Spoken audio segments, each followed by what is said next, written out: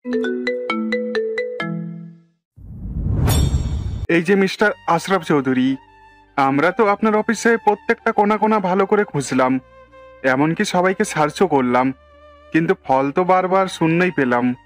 এখন তাহলে কি করা যায় বলেন? এই অফিসার, আপনাদের আইনের প্রসাদে একটা কথাই আছে না, যদি কোনো কেসের তদন্ত করতে গিয়েও কোনো কিছু খোঁজ না পান, তাহলে সেটা আবার প্রথম থেকে শুরু করেন। এটা তো ঠিক তেমনই। আপনার বরং দারোয়ানের বাড়িতে আগে চেক করেন, কেননা দারোয়ানের ছেলে রাসেল সারাক্ষণ অফিসের ভিতরেই কাজ করে, তাই টাকা চুরি করার সুবিধাটাও ওর বেশি। এইটা আপনি ঠিক বলেছেন স্যার। আমি তো বলি, আপনি পুলিশে বা সিআইডিতে জয়েন না করে ব্যবসায় আসলেন কেন?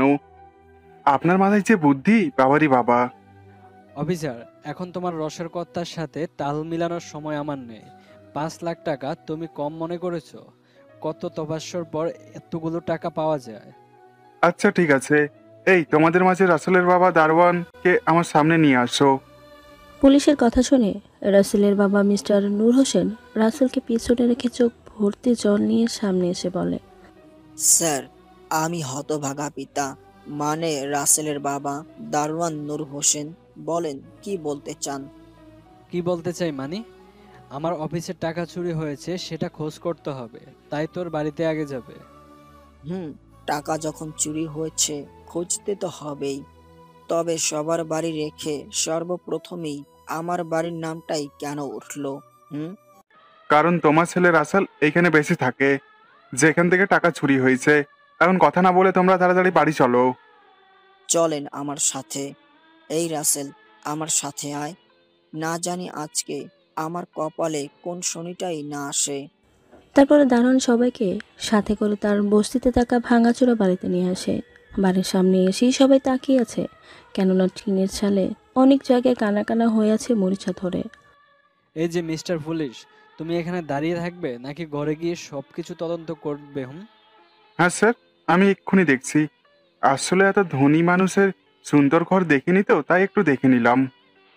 ওই অফিসার, তুই লেকচার বন্ধ করে গিয়ে আমার টাকা খুঁজে বের কর, না হলে কিন্তু তোর বান্দরবন যাবার টিকিট কেটে ফেলবো। পুলিশ অফিসার আর কোনো কথা না বলে এই রুমে চলে আসে। রুমে গিয়ে প্রতিটা জিনিস তন্ন তন্ন করে খুঁজতে থাকে। সব জিনিস ভেঙে চুরে চুরমার করে ফেলে, তবুও টাকা পায় না।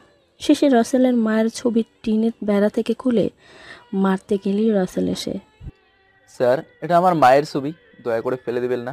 আমি জন্মের পর থেকে মাকে দেখিনি। ও, এটা তো তোর মায়ের ছবি। আচ্ছা নে, আর ফাঁকে গিয়ে দাঁড়িয়ে থাক। আপনাকে অনেক ধন্যবাদ স্যার। পুলিশ আবারও খুঁজতে থাকে, কিন্তু কিছুই পায় না।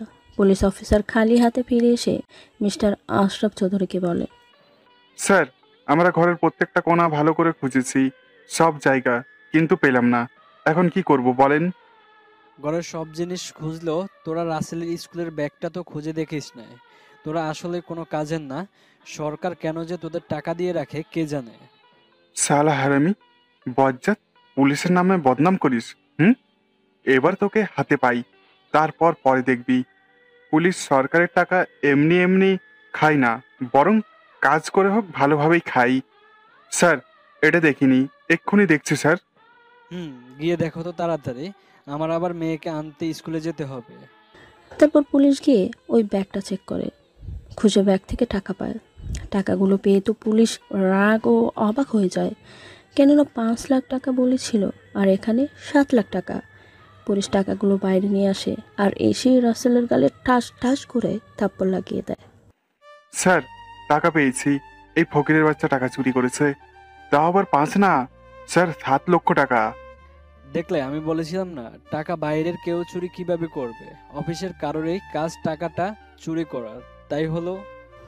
রাসেলের বাবা রাসেলের গালে ঠাস ঠাস করে থাপ্পড় দেয়। এইটুকু ছেলে পরপর 3টা থাপ্পড় খেয়ে ঠোঁট কেটে রক্ত পড়তেছে। রাসেলের চোখে পানি চিকচিক করতেছে। সবেমাত্র ক্লাস 5-এ পড়ে, তাতেই কি বাবা বুঝ হয়ে গেছে বলেন?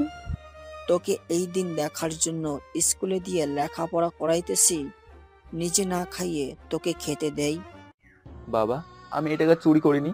আমি তো এতগুলো টাকা একসাথে কখনো দেখিই নি। চুপ কর। তোর মুখ থেকে বাবা ডাক শুনতেও আমার ঘৃণা হচ্ছে। সেই ছোটবেলা জন্ম দিয়েই তোর মা চলে যায়, সেই সময় থেকে তোকে আমি বাবা মায়ের আদর স্নেহ দিয়ে বড় করতাছি, সেই তুই কি না এমন করলি? বাবা, আমি কিছুই করিনি, তুমি একটাবার বিশ্বাস করো, আমি কিছুই করিনি। এই তোদের এই বাপ ছেলের নাটক বন্ধ কর, আর অফিসার ওকে নিয়ে যাও। এমন শাস্তি দিবে যেন চুরির নাম জীবনও মুখে না আনে। আর দারোয়ান, তোকে আর আমার অফিসে কাজ করতে হবে না। এই কথা বলেই পুলিশ রাসেলকে নিয়ে থানায় চলে যায়, আর আশরাফ চৌধুরী স্কুলে চলে আসে। চৌধুরী সব গাড়িতে বসে দীর্ঘশ্বাস ফেলে মনে মনে বলে, যাক, অবশেষে আমি এই কাজে সফল হয়েছি। ফকিনের পোলার শখ কত আমার মেয়ের সাথে প্রেম করে। এবার বোঝো কেমন লাগে ব্রাহ্মণ হয়ে চাঁদের দিকে হাত বাড়াস। এদিকে রাসেলের বাবা দরজায় ঠাস করে পড়ে যায়। তার মাথায় কিছুই যেন ঢুকছে না। রাসেল এমনটা করবে? আমার ছেলে এমনটা করতেই পারে না। ও এটা কেন করবে? কারণ আমি ওকে পান্তা ভাত খাইয়ে বড় করেছি, কোনো অসৎ পথে চলার জন্য না। না জানি ওরা আমার ছোট ছেলের সাথে কি করতেছে। এদিকে পুলিশ রাসেলকে থানায় নিয়ে আসে। অল্প একটু নির্যাতন করেই শিশু কারাগারে রেখে দেয়। রাসেলের পুরো শরীর ব্যথায় একাকার। রাসেলের যেন দম বন্ধ হয়ে আসতেছে। এভাবেই চলে যায় একটা দিন। রাসেলের অবস্থা খুবই খারাপ। রাসেলের বাবা পরের দিন থানায় এসে দেখে রাসেল মাটির সাথে লুটিয়ে আছে। ছেলের এমন অবস্থা দেখে কষ্টে বুকটা ফেটে যাচ্ছে নূর হোসেনের। রাসেল, ওঠ বাবা, তোর কিছুই হতে পারে না। স্যার, আমার ছেলেটাকে ছেড়ে দেন না। দেখেন, ওর মুখ থেকে পানি বের হচ্ছে। তোর ছেলে এত সহজে মরবে না। ওর তো কই মাছের প্রাণ। এত মারার পরও জিন্দা কেউ কিভাবে থাকে? হুম? স্যার, আমার এই মাহারা ছেলের উপরে একটু দয়া করেন। আমার যে কেউ নেই সাহায্য করার জন্য। আমরা বড়ই অসহায়। অনেক কষ্টে এই 2000 টাকা জোগাড় করেছি। আপনি নিয়ে আমার ছেলেকে ছেড়ে দেন। দেখ, তোদের জন্য আমার খুব মায়া হচ্ছে। কেননা আমিও কোনো না কোনো সন্তানের বাবা। তাই সন্তানের কষ্ট পিতার কতটা বুক ফাটে সেটা আমি জানি। কিন্তু আমার কিছু করার নাই। বরং তুই চৌধুরী সাহেবকে বলে দেখ, যদি সে বলে ছেড়ে দিতে আমাদের কোনো অসুবিধা হবে না। আচ্ছা স্যার, আপনাকে অনেক অনেক ধন্যবাদ। আমি বরং স্যারের কাছে যাই। রাসেল, তুই কোনো চিন্তা করিস না, আমি এখনই আসতেছি। রাসেলের বাবা দৌড়ে চলে যায় থানা থেকে। পায়ে দেবার মতো জুতা পর্যন্ত নেই। রাস্তা দিয়ে হাঁটার সময় পায়ের অনেক অংশ কেটে যায়। সেই দিকে যেন তার কোনো খেয়াল নেই। তার চিন্তায় একটা ছেলেকে বাঁচাতে হবে। দৌড়ে চৌধুরীর বাড়িতে আসে। হাঁপাতে হাঁপাতে বলে, চৌধুরী সাহেব, আপনি কোথায়? এদিকে চৌধুরী সাহেব মেয়েকে মাত্র স্কুলে রেখে বাসায় এসেছে। ঠিক তখনই রাসেলের বাবার ডাক শুনেই বাইরে আসে। হ্যাঁ, কি বলতে চাস বল, এখান থেকেই বিদায় কেটে পড়। তোদের মতো ফকিন্নির কথা শোনার টাইম নেই আমার। চৌধুরী সাহেব, আমার ছেলেটার জন্য কিছু একটা করেন। জেলের ভেতর থাকতে থাকতে আমার ছেলেটার অবস্থা খুবই খারাপ। প্লিজ চৌধুরী সাহেব, আমি আপনার পায়ে পড়ি। আমার মা হারা ছেলেটাকে আপনি বাঁচান। এই তো গুগু ফাঁদে পা দিয়েছে। এবার তো মজা আমিই দেখাবো। আমি তোর ছেলেকে জেল থেকে বের করতে পারি, তবে আমার একটা শর্ত আছে। তুই যদি সেই শর্ত মানতে পারিস তাহলে বল। চৌধুরী সাহেব, আমার ছেলেকে বাঁচাতে আমি আপনার একটা শর্ত নয়, বরং 1000টা শর্ত মানতে রাজি আছি। আপনি শুধু আপনার শর্তটা বলেন। তোরা হলি ফকিন্নির জাত, ফকিন্নিদের মানায় তোদের সাথে।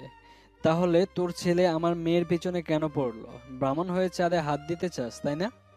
চৌধুরী সাহেব, রাইসা মামুনি তো রাসেলকে ওর বন্ধু মনে করে। তাহলে আপনি আমার ছেলের সাথে এরকম কেন করছেন? দোষ করলে আমার ছেলে তো একা করে নাই, আপনার মেয়েও দোষ করেছে। শাস্তি দিতে হলে তাকে আগে শাস্তি দিন। আমরা গরিব বলে কি মানুষ না? আমাদের কি কোনো অধিকার নাই বড়লোকদের সাথে বন্ধুত্ব করার? রাসেলের বাবার কথা শুনে চৌধুরী সাহেবের মাথায় যেন আগুন ধরে যায়। রাগে যেন মাথা ফেটে যাবে। রাগী হয়ে বলে, তোর মতো দারোয়ানের এত বড় সাহস, আমার মুখের উপর কথা বলিস? মনে করেছিলাম তোর ছেলেকে একটু শাস্তি দিয়ে ছেড়ে দিব, কিন্তু না, এটা তো করবই না।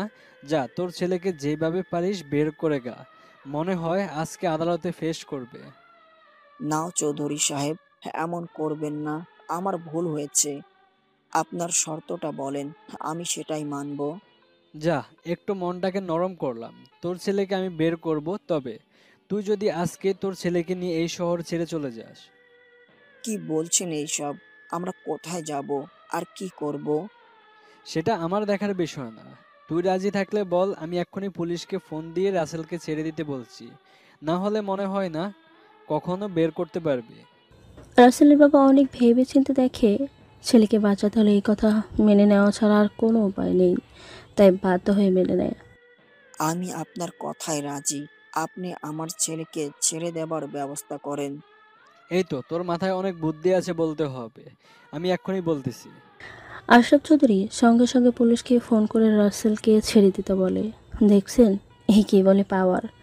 যেই কাজ ঘুরে ঘুরে লোকের পায়ে পড়ে কাজ হয় না, সেটা বাড়ি বসে একটা কলেই হয়ে যায়। টাকারে টাকা, তুই বড় নিষ্ঠুর।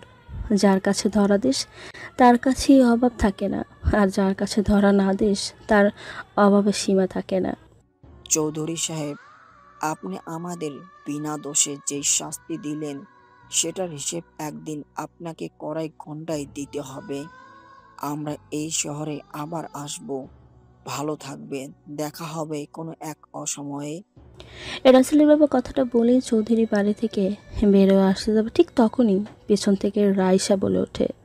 আঙ্কেল, আঙ্কেল, রাসেল কেন স্কুলে যায় না? তুমি কি আমার রাসেলকে কোথাও পাঠিয়ে দিয়েছো করতে? রাইসার মুখে এমন কথা শুনে রাসেলের বাবার চোখ দিয়ে যেন পানি পড়তে নিয়েও পড়ল না। অনেক কষ্টে বুকের ভিতরে কষ্টকে আটকে রাখে। না রে মা, আমরা তো গরিব, আমাদের কাজ করে খেতে হয়।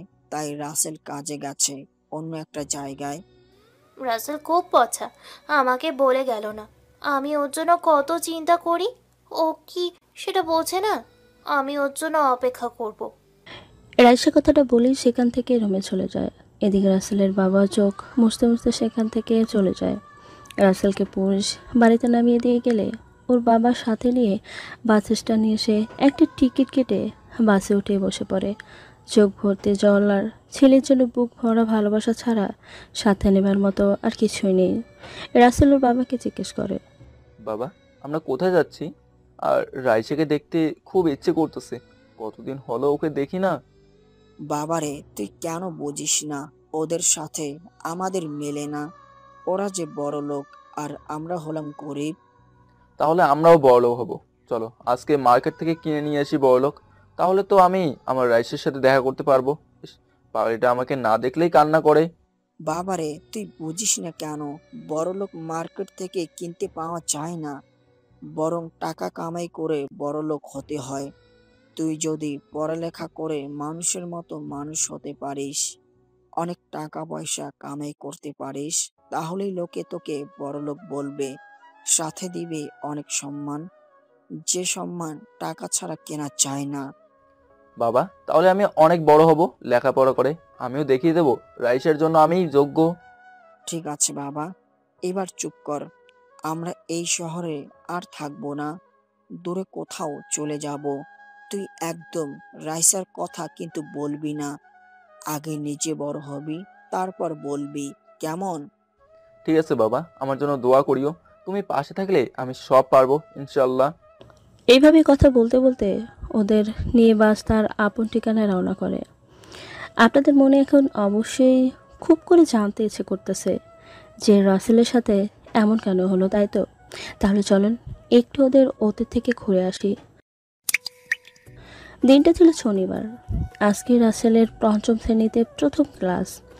স্কুলের সবচেয়ে কড়া মাস্টারের গণিত ক্লাসের জন্য রাসেলের একটা জ্যামিতি বক্স চাই। সেজন্যই রাসেল ওর বাবার সাথে আসে। ওর বাবা একটা অফিসে দারোয়ানকে চাকরি করে। বাবা, এটা তাহলে অফিস? কত বড়! আমি তোমার সাথে ভেতরে যাব? হ্যাঁ বাবা, এটাই অফিস। আর তোকে ভেতরে নিয়ে যাওয়া যাবে না, তুই এখানে থাক। আমি মালিকের থেকে বলে টাকা নিয়ে আসি। রাসেলের বাবা রাসেলকে গেটের সামনে বসিয়ে রেখে ভেতরে যেতে নিলেই আশরাফ চৌধুরী মেয়েকে নিয়ে বেরিয়ে আসতে দেখে আর ভেতরে যায় না।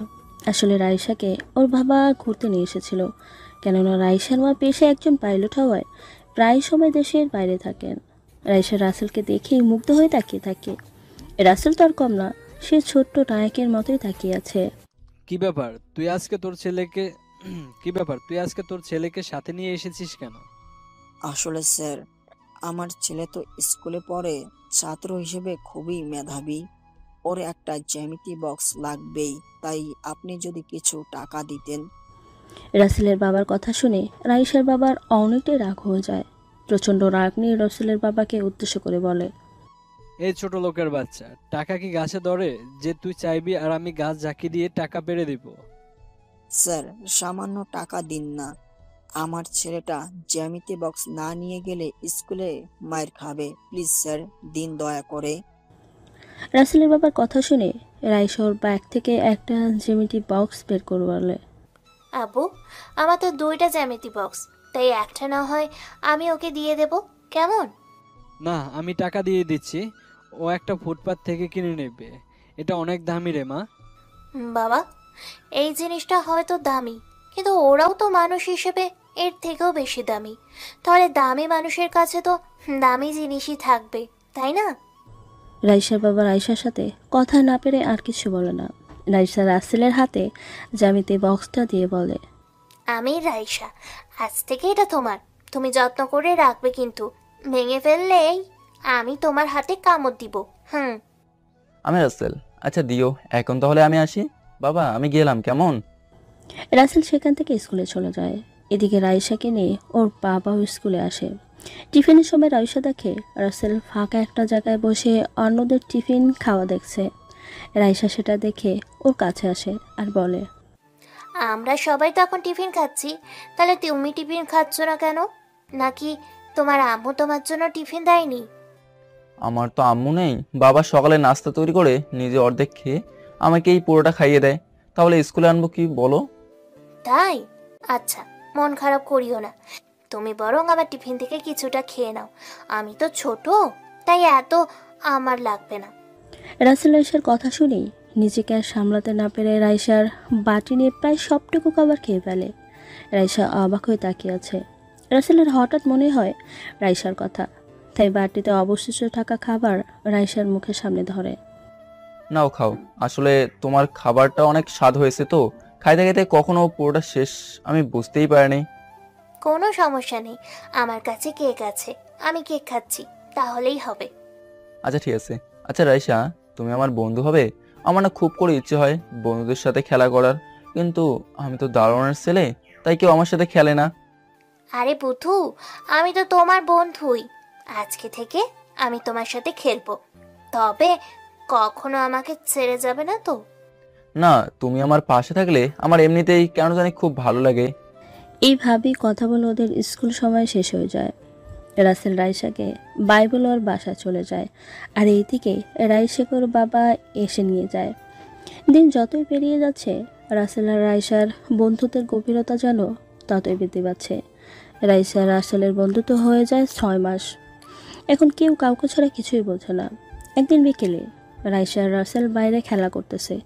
এমন সময় ওদের কাছ দিয়ে একটা পুতুলের ফেরিওয়ালা যাচ্ছিল। রাইসা দৌড়ে ঘর থেকে টাকা এনে 2টা পুতুল কেনে, একটা ছেলে আর একটা মেয়ে। রাসেল, এইটা আজকে থেকে তোমার কাছে থাকবে। তুমি এই পুতুলটাকে দেখলেই ভাববে আমি তোমার কাছে আছি। কখনো হারিয়ে ফেলো না প্লিজ। আর এই পুতুলটা আমার কাছে থাকবে তোমাকে মনে করার জন্য। ওরে বাবারে, তোমার মাথায় এত বুদ্ধি যে আমাকে পুতুল দিয়ে তোমার মায়ার বাঁধনে বেঁধে রাখতেছো। কখনো যদি আমাকে রেখে চলে যাও, তখন এই পুতুলের মাধ্যমেই আমি তোমাকে খুঁজে বের করব। আচ্ছা হয়েছে, এখন তুমি বাসায় যাও, নাহলে তোমার বাবা দেখলে আমার পিঠের চামড়া তুলে তোমার পায়ের জুতা বানিয়ে দেবে। বলেই হলো, তোমার গায়ে আমি কাউকেই আঘাত করতে দেব না, কারণ তোমার শরীরের আঘাত আমার শরীরে এসে লাগে। বিশেষ না হলে তুমি আমাকে চিমটি কেটে দেখো। রাসেল রাইসার কথা শুনে জোরে একটা চিমটি কেটে ভদর। এদিকে রাইসা তো চোখের কোণে জল এনে রাগে ফুসফুস করতেছে।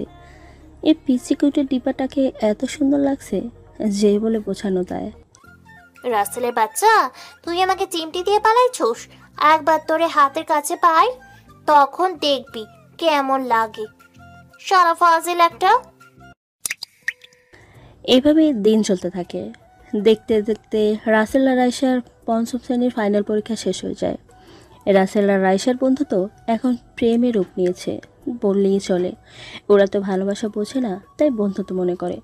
কিন্তু আমাদের গল্পের লেখক রাসেল সাহেব তো ঠিকই বোঝে যে এটা শুধু বন্ধুত্ব নয়, বরং ভালোবাসা। রাসেল, তোকে রাইসা মামুনির সাথে যেভাবে মিশতে দেখতাছি, এমন ভাবে চললে তো তোকে চৌধুরী সাহেব জানে মেরে ফেলবে। বাবা, আমি তো রাইসাকে ছাড়া একটা মুহূর্তের কথাও কল্পনা করতে পারি না। রাসেলের মুখে এমন কথা শুনে ওর বাবা ঠাস করে একটা থাপ্পড় দেয়। ছেলে গালে কখনো হাত তোলেনি, কিন্তু আজকে না তুলে পারল না। তুই এইটুকু বয়সে এইসবের কি মানে বুঝিস? আজকে থেকে যদি আমি তোকে রাইসার সাথে দেখি তো তোর খবর আছে, বলে দিলাম। এ, এ, তুমি আমাকে মেরেছো। আমি আম্মুর কাছে বিচার দিতাম, আম্মুর নেই বলে সেই বিচার পকেটে তুলে রাখলাম। আম্মু কখনো আমার কাছে আসলে সেদিন এই বিচার দেবো। রাসেল কথাটা বলে ওর বিছানায় গিয়ে ঠাস করে শুয়ে মুখ কুচিয়ে কান্না করতে থাকে।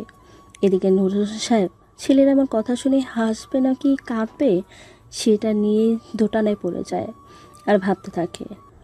রাসেল, তোর মা তোকে তোর 1 বছর বয়সে রেখে চলে গেছে শুধুমাত্র আমি গরিব বলে, পেটের ভাত জোগাড় করতে দারোয়ানের চাকরি করি বলে। তুই তার কাছেই আমার নামে বিচার দিবি? বাবারে, তোর কথায় খুব করে হাসতে ইচ্ছে করছে। রাসেলের বাবা এইভাবেই নিজের সাথে কথা বলে রাসেলের জন্য খাবার তৈরি করতে চলে যায়। চলেন রাসেলের মায়ের কথা একটু শুনে আসি। রাসেলের মা ছিল একজন ধনী পরিবারের মেয়ে। রাসেলের বাবাকে দেখেই তার ভালো লেগে যায়। পরিবারের সবার মতের বিরুদ্ধে গিয়ে বিয়ে করে। আর রাসেলের জন্মের 1 বছর পর হলে রাসেলের বাবাকে রেখে রাতের আধারে কোথায় চলে যায়। সেই যে গেছে আর ফিরে আসেনি। রাসেলের বাবা ছোট ছেলেকে নিয়ে তাকে অনেক খুঁজেছে, কিন্তু পায়নি। রাসেলের বাবা যেহেতু রাসেলের নানার বাড়ির ঠিকানা চিনত না, তাই সেখানে আজও খোঁজ করতে পারেনি। এই হলো ঘটনা। এখন চলেন বাবা ছেলের খুনসুটি দেখে আসি। রাসেল, হাকর দেখি। আমি তোর জন্য গরম গরম ভাত সরিষার তেল দিয়ে মাখিয়ে লাড্ডু বানাইছি। আমি খাবো না, তুমি খাও গা, যাও। দেখ বাবা, এইভাবে রাগ করিস না। তুই ছাড়া আমার আর কি আছে বল? তোকে রাগ করে থাকতে দেখলে আমার কি ভালো লাগে বল? বাবা, আমি তোমার উপরে রাগ করিনি। আমি তো ভাবতেছি আমার আম্মু গেল তো গেল, কোথায় আমাকে রেখে। আমার এই নিষ্পাপ চেহারার দিকে তাকিয়ে তার কি কোনো মায়াই হয় না? বাবা, তোর মা ছিল অনেক ধনী ঘরের মেয়ে। তোর বাবার এই গরিব ঘরে কি থাকতে পারে? তাই আমাদের রেখে চলে গেছে। তুই খেয়ে নে বাবা। আম্মু কখনো আসলে তুমি দেখে নিও, আমি কথাই বলবো না, আর তুমিও বলবে না, একদম মুখ ঘুরিয়ে থাকবে কিন্তু। নুরুলের সব ছেলের এমন কথা শুনে কি বলবে ভেবে পায় না। ছোট্ট একটা ছেলে এভাবে কথা বলে যেন একদম পাকা পোড়া। আচ্ছা বাবা, ঠিক আছে। এখন তুই খেয়ে নে তো বাপ। আমি আবার ঘুমাবো, কালকে কাজে যেতে হবে। এইভাবে নানান খুনসুটি করতে করতেই রাসেল খাওয়া শেষ করে। ওর বাবা ওকে জড়িয়ে ধরে ঘুম পাড়িয়ে নিজেও ঘুমিয়ে পড়ে। এভাবেই চলতে থাকে। রাসেলকে যতই ওর বাবা রাইসার সাথে মিশতে বারণ করে, রাসেল ওর বাবার চোখের ফাঁকি দিয়ে আরও বেশি বেশি মিশে। একদিন রাসেল আর রাইসা স্কুলে আসে, কেননা আজকে ওদের রেজাল্ট দিবে। রেজাল্ট দিয়েও দেয়। রাসেল গোল্ডেন A+ পাইছে, আর রাইসা শুধু A+। কেননা রাসেল গরিব হলেও ছাত্র হিসেবে খুবই মেধাবী ছিল। রাসেল পুরো জেলার মাঝে টপ করে। সেই খুশিতে রাসেল আর রাইসা এক জায়গায় বসে হাতে হাত রেখে কথা বলতেছে। এমন সময় রাইসার বাবা মিস্টার আশরাফ চৌধুরী দেখে ফেলে। সাথে এক বস্তা রাখ নিয়ে মনে মনে বলে, ফকিন্নির বলা, তোর এত বড় সাহস, আমার মেয়ের দিকে হাত বাড়িয়েছিস। তোর তো খবর আছে। না, এখন রাইসার সামনে কিছুই বলা যাবে না।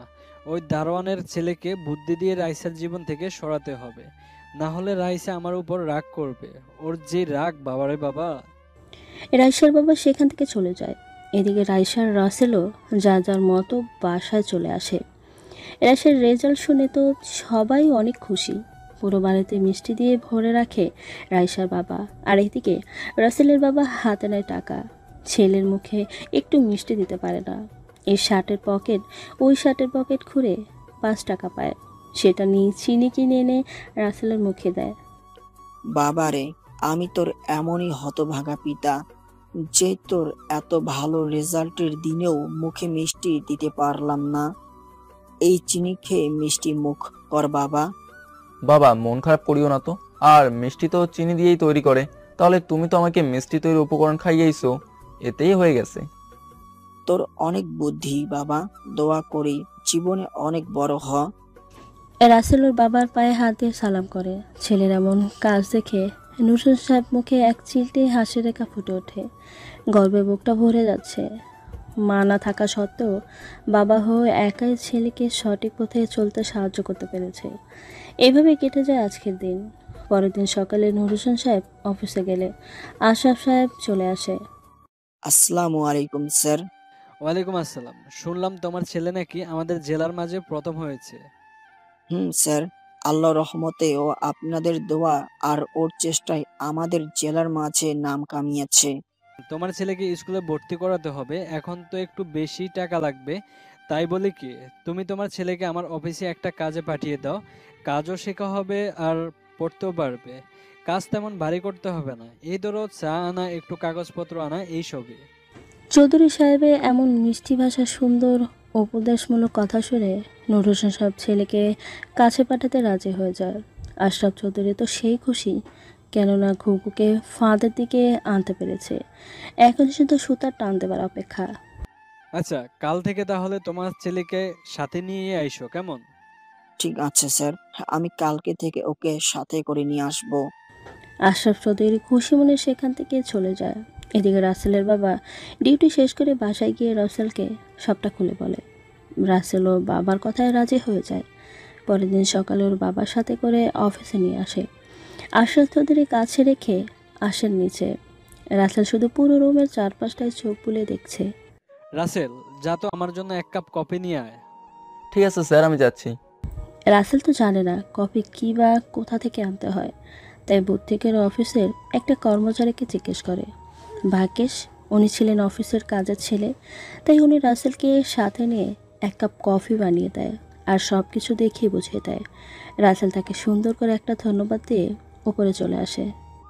আঙ্কেল, এই নিন আপনার কফি। রাসেলের মুখে আঙ্কেল ডাকটা শুনে অশোক চৌধুরী রাগে গরম হয়ে রাসেলের গালে এমন জোরে একটা থাপড় দিয়ে বসে, রাসেল গিয়ে দূরে একটা চেয়ারের সাথে বাড়ি খায়। হাতের কফির কাপ ছিল, সেটাও ভেঙে হাতের ভেতরে ঢুকে যায়। রাসেল ব্যথায় কান্না করে দেয়। ছোট্ট মানুষ, এটাও তো বোঝে না।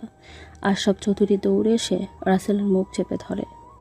তো সাহস কি করে হলো আমার অনুমতি ছাড়া ভিতরে প্রবেশ করার? রাসেল কোনো কথাই বলতে পারছে না, মুখ চেপে ধরার কারণে। এদিকে রাসেলের হাত থেকে রক্ত পড়েই যাচ্ছে। আশরাফ চৌধুরী হাতে যখন রক্ত পড়ে গরম লাগে, তখন ছেড়ে দেয় রাসেলকে। আর রক্ত পড়েছে দেখে নিজেই অবাক হয়ে যায়, তাই তাড়াতাড়ি ডাক্তারকে আসতে বলে। ডাক্তার এসে ভালো করে ট্রিটমেন্ট করে ওষুধ দিয়ে যায়। আমি বাবার কাছে যাব, আমাকে যেতে দিন, আপনি খুব পচা। আর একটা কথা বলিস তো, তোর খবর আছে। আরে এই কথা যদি তুই আর আমি বাদে কেউ জানে, তাহলে তোর বাবাকে আমি পুলিশে দিব, মনে রাখিস। না, আপনি আমার বাবাকে কিছুই করবেন না, আমি আপনার সব কথাই শুনবো। এই তো সাব্বাস বেটা, তোকে আর কি কি দেখতে হবে আল্লাহ জানে। আমার মেয়ের সাথে লুতুপুতু করো, ফকিন্নির বাচ্চা, কত বড় সাহস! রাসেল চুপ করে দাঁড়িয়ে আছে এক কোণায়, কেননা আশরাফ চৌধুরী ভয়ঙ্কর রাকি মার্কা হাসি দেখে রাসেল অনেকটাই ভয় পেয়ে যায়। মানুষ কেমন, তাই না? ছেলে মেয়ে দুজনের মন এক হলে কখনো প্রেম হয় না, অথচ নিজের মেয়েকে কিছুই না বলে অন্য ছেলের উপরে একাই দোষ চাপিয়ে অত্যাচার করে। এটা যে শুধু গল্পেই ঘটে না কিন্তু, কেননা এমনটা আমাদের বাস্তবের সমাজেও হামেশাই ঘটে থাকে। রাসেল ব্যথা নিয়ে পুরো ডিউটি করে। ডিউটি শেষ করে ওর বাবার কাছে আসতেই, রাসেল, তোর হাতে কি হয়েছে? আর এমন ব্যান্ডেজ করা দেখছি কেন? বাবা ও কিছু না, আসলে আমি তো নতুন, তেমন কাজ বুঝি না, কপি আনতে গিয়ে পড়ে গেছে, সেই কাজ থেকেই আমার হাতে 12টা বেজে গেছে। বাবা, একটু সাবধানে দেখে কাজ করিস। আমাদের কাজ করেই খেতে হবে বাবা। গরিব ঘরে জন্ম নিয়েছিস, যেই বয়সে তোর বন্ধুদের সাথে ঘুরে বেড়ানোর কথা, আমি সেই বয়সে তোকে কাজে লাগিয়েছি।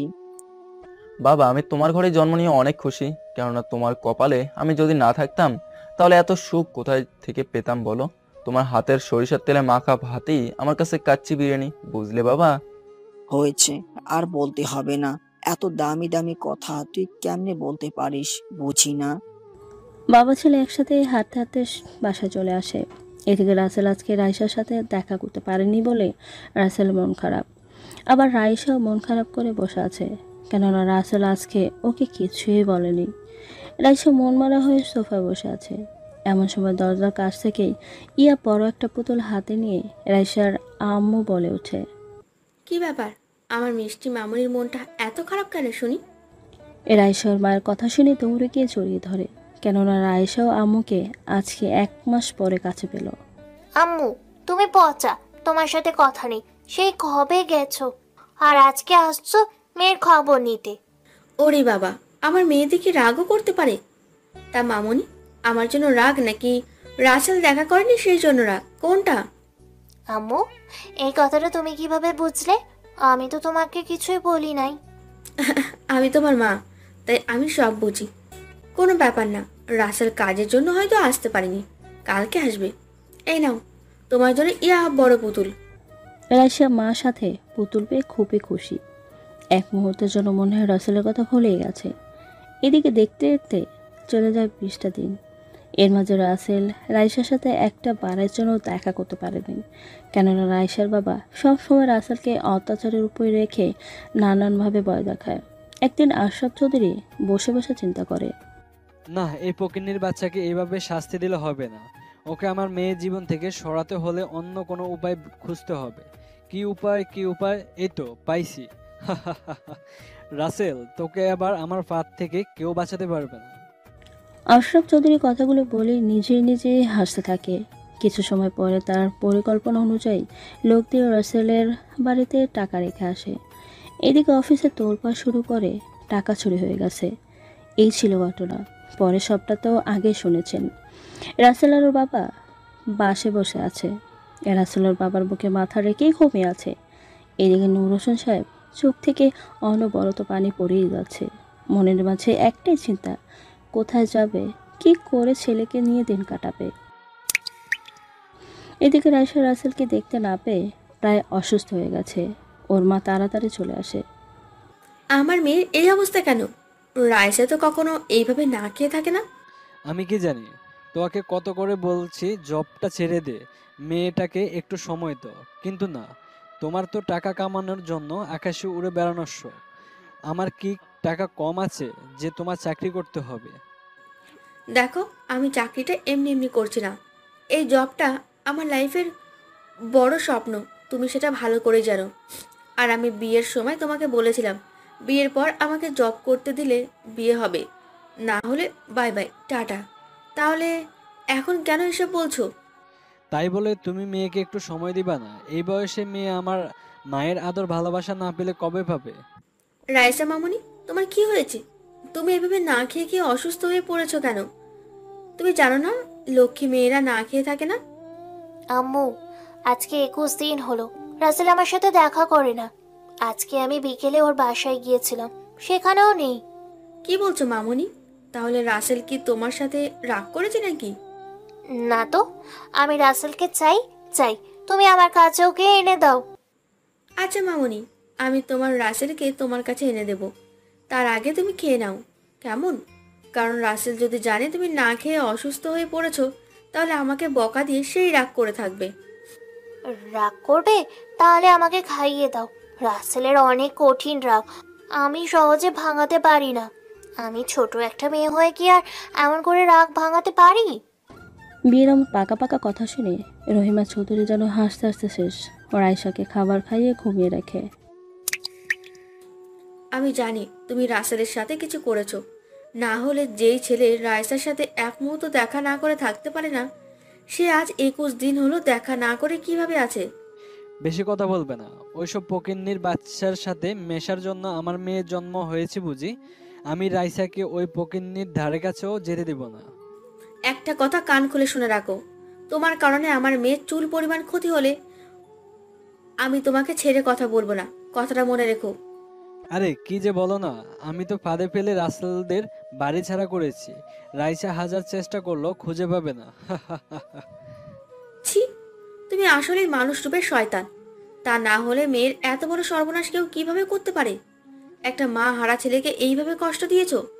দেখো রাইসার মা, আমি তোমার সাথে হেসে হেসে কথা বলছি বলে দেখো মনে করিও না, আমি শান্ত মানুষ। এভাবে দুজন আরও অনেক কথা বলে।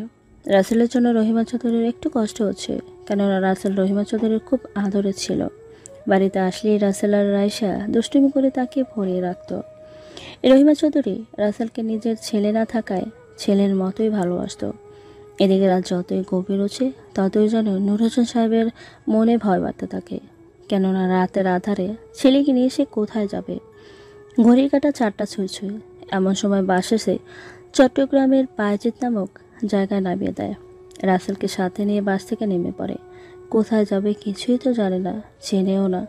চারিদিকে শুধু গাড়ির আওয়াজ নেই, তেমন কোনো মানুষের কোলাহল। মাত্র 2-1টা মানুষের আগমন ঘটেছে নামাজ পড়ার জন্য। বাবা, আমার খুব খিদা পেয়েছে, সেই কাল রাতে খেয়েছি, আমি তো আর চলতেই পারছি না বাবা। বাবা, একটু সহ্য কর, এখন তো দোকান তেমন খোলা নাই, তবুও চল সামনের দিকে হাঁটতে থাকি। যদি কোনো দোকান পাই তাহলে কিছু খাওয়াবো নে। আচ্ছা বাবা, চলো তাহলে। এভাবেই কথা বলতে বলতে দুজন হাঁটতে শুরু করে সামনের দিকে। অনেকটা পথ যেতেই সামনে একটা মুদি দোকান পেয়ে যায়। সেই দোকান থেকে কিছু কিনে রাসেলকে খেতে দেয়, সাথে নিজেও খেয়ে নেয়। রাসেল খাবার খেয়ে যেন একটু হলেও স্বস্তির নিঃশ্বাস নিয়েছে। দেখতে দেখতে রাতের আধার কেটে ভোরে সূর্যমামা তার আপন শক্তি নিয়ে উদয় হয় পূর্ব আকাশে। ওরা কোথায় যাবে কিছুই জানে না। অনেকটা হাঁটার পরে বুঝতে পারে ওরা পাহাড়ের কাছে এসেছে। বাবা, এটা তো একটা পাহাড়, আমরা এখানে কি করব? এখানে একটু সময় না হয় থাকি। বাবারে, আমাদের তো থাকার কোনো জায়গা নেই, তাই না?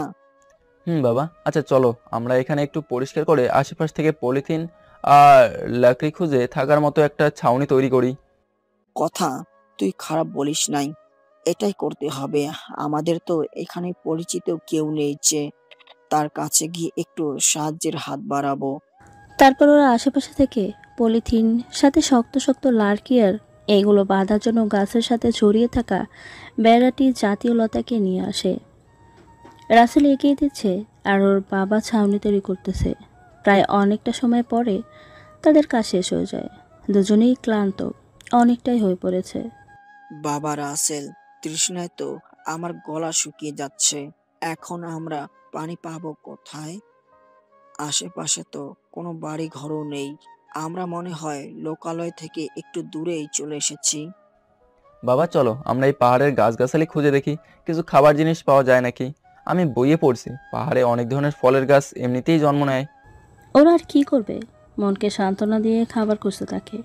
খুঁজতে খুঁজতে কিছুটা সামনে গিয়ে একটা নারকেল গাছ পেয়ে যায়।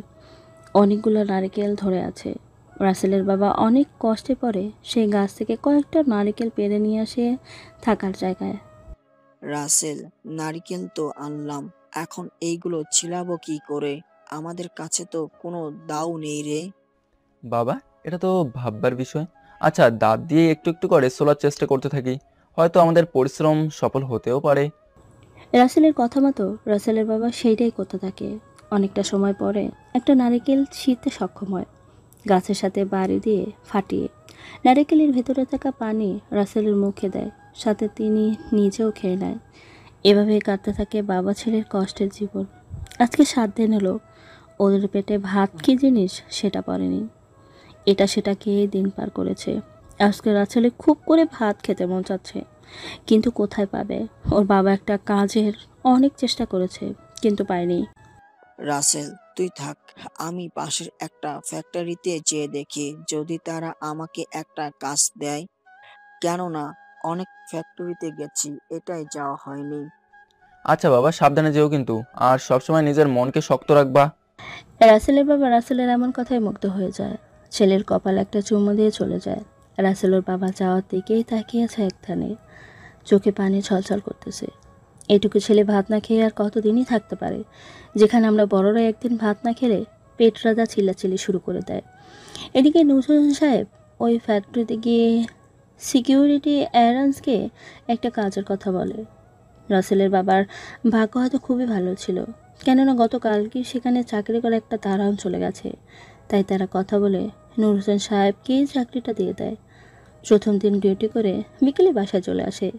বাসায় এসে দেখে রাসেল কোথাও নেই। আশেপাশে খুঁজে দেখে তবুও কোথায় পায় না। কান্নায় যেন বুকটা ফেটে যাচ্ছে। তার মনের মাঝে কষ্টকে লুকিয়ে রেখে সামনের দিকে খুঁজতে থাকে। একটু জঙ্গলের ভিতরে যেতেই দেখে রাসেল তাকিয়ে তাকিয়ে বিমান সেনাদের ট্রেনিং দেখতেছে। যদিও সেই জায়গাটা কাছে না, ওর থেকে অনেকটাই দূরে। রাসেলের বাবা রাসেলকে দেখতে পেয়ে কলিজা যেন পানি ফিরে পায়। রাসেল, তুই এখানে? আর আমি তোকে সেই কখন থেকে খুঁজে খুঁজে হয়রান। আমার তো খুব কষ্ট হচ্ছিল তোর জন্য। বাবা তুমি এসেছো? আসলে আমার ঘরে থাকতে ভালো লাগছিল না, তাই এখানে এসে বসে বসে এদের দেখছি। বাবা আমি বড় হয়ে এরকম হব। আচ্ছা বাবা, হবি, কিন্তু সেই জন্য যে তোকে অনেক পড়তে হবে। না পড়লে যে হতে পারবে না। বাবা তুমি মানে ভুলেই গেছো, তোমার ছেলে পুরো জেলার মাঝে টপ করেছে।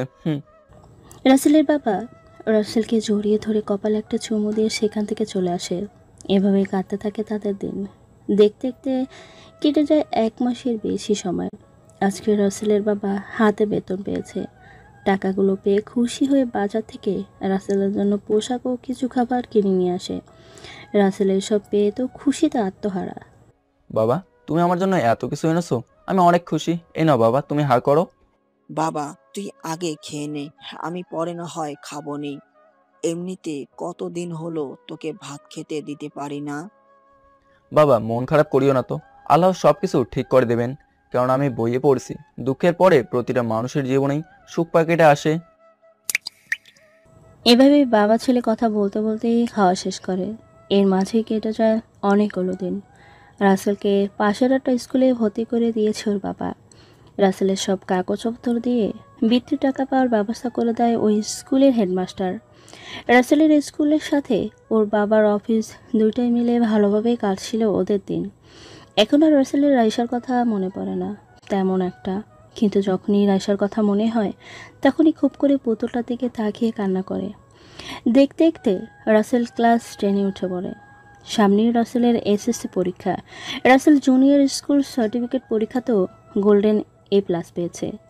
পুরো স্কুলেই সবাই রাসেলের মতো ছাত্র পেয়ে গর্বিত। এখন রাসেল ওর বাবাকে না জানিয়ে কয়েকটা টিউশনি করায়, আর সাথে টিউশনের টাকা, সাথে ওর বাবার দেওয়া টাকা জমানো টাকা দিয়ে একটা ছোট্ট কাপড়ের ব্যবসা শুরু করে। ভালোই চলতে থাকে রাসেলের ব্যবসা। রাসেল ধীরে ধীরে ওপর লেভেলে উঠতে থাকে, যেটা ওর বাবা আজও জানে না। ছেলে টিউশন করায় সেটা জানে, কিন্তু ছেলে যে এখন একজন ব্যবসায়ী সেটা জানে না। রাসেল দেখতে দেখতে 2টি বছর পার করে ফেলে। রাসেল এখন একটা সরকারি কলেজ ইন্টার প্রথম বর্ষের ছাত্র। এই 2 বছরে রাসেল ভালো সুনাম অর্জন করে ব্যবসায়।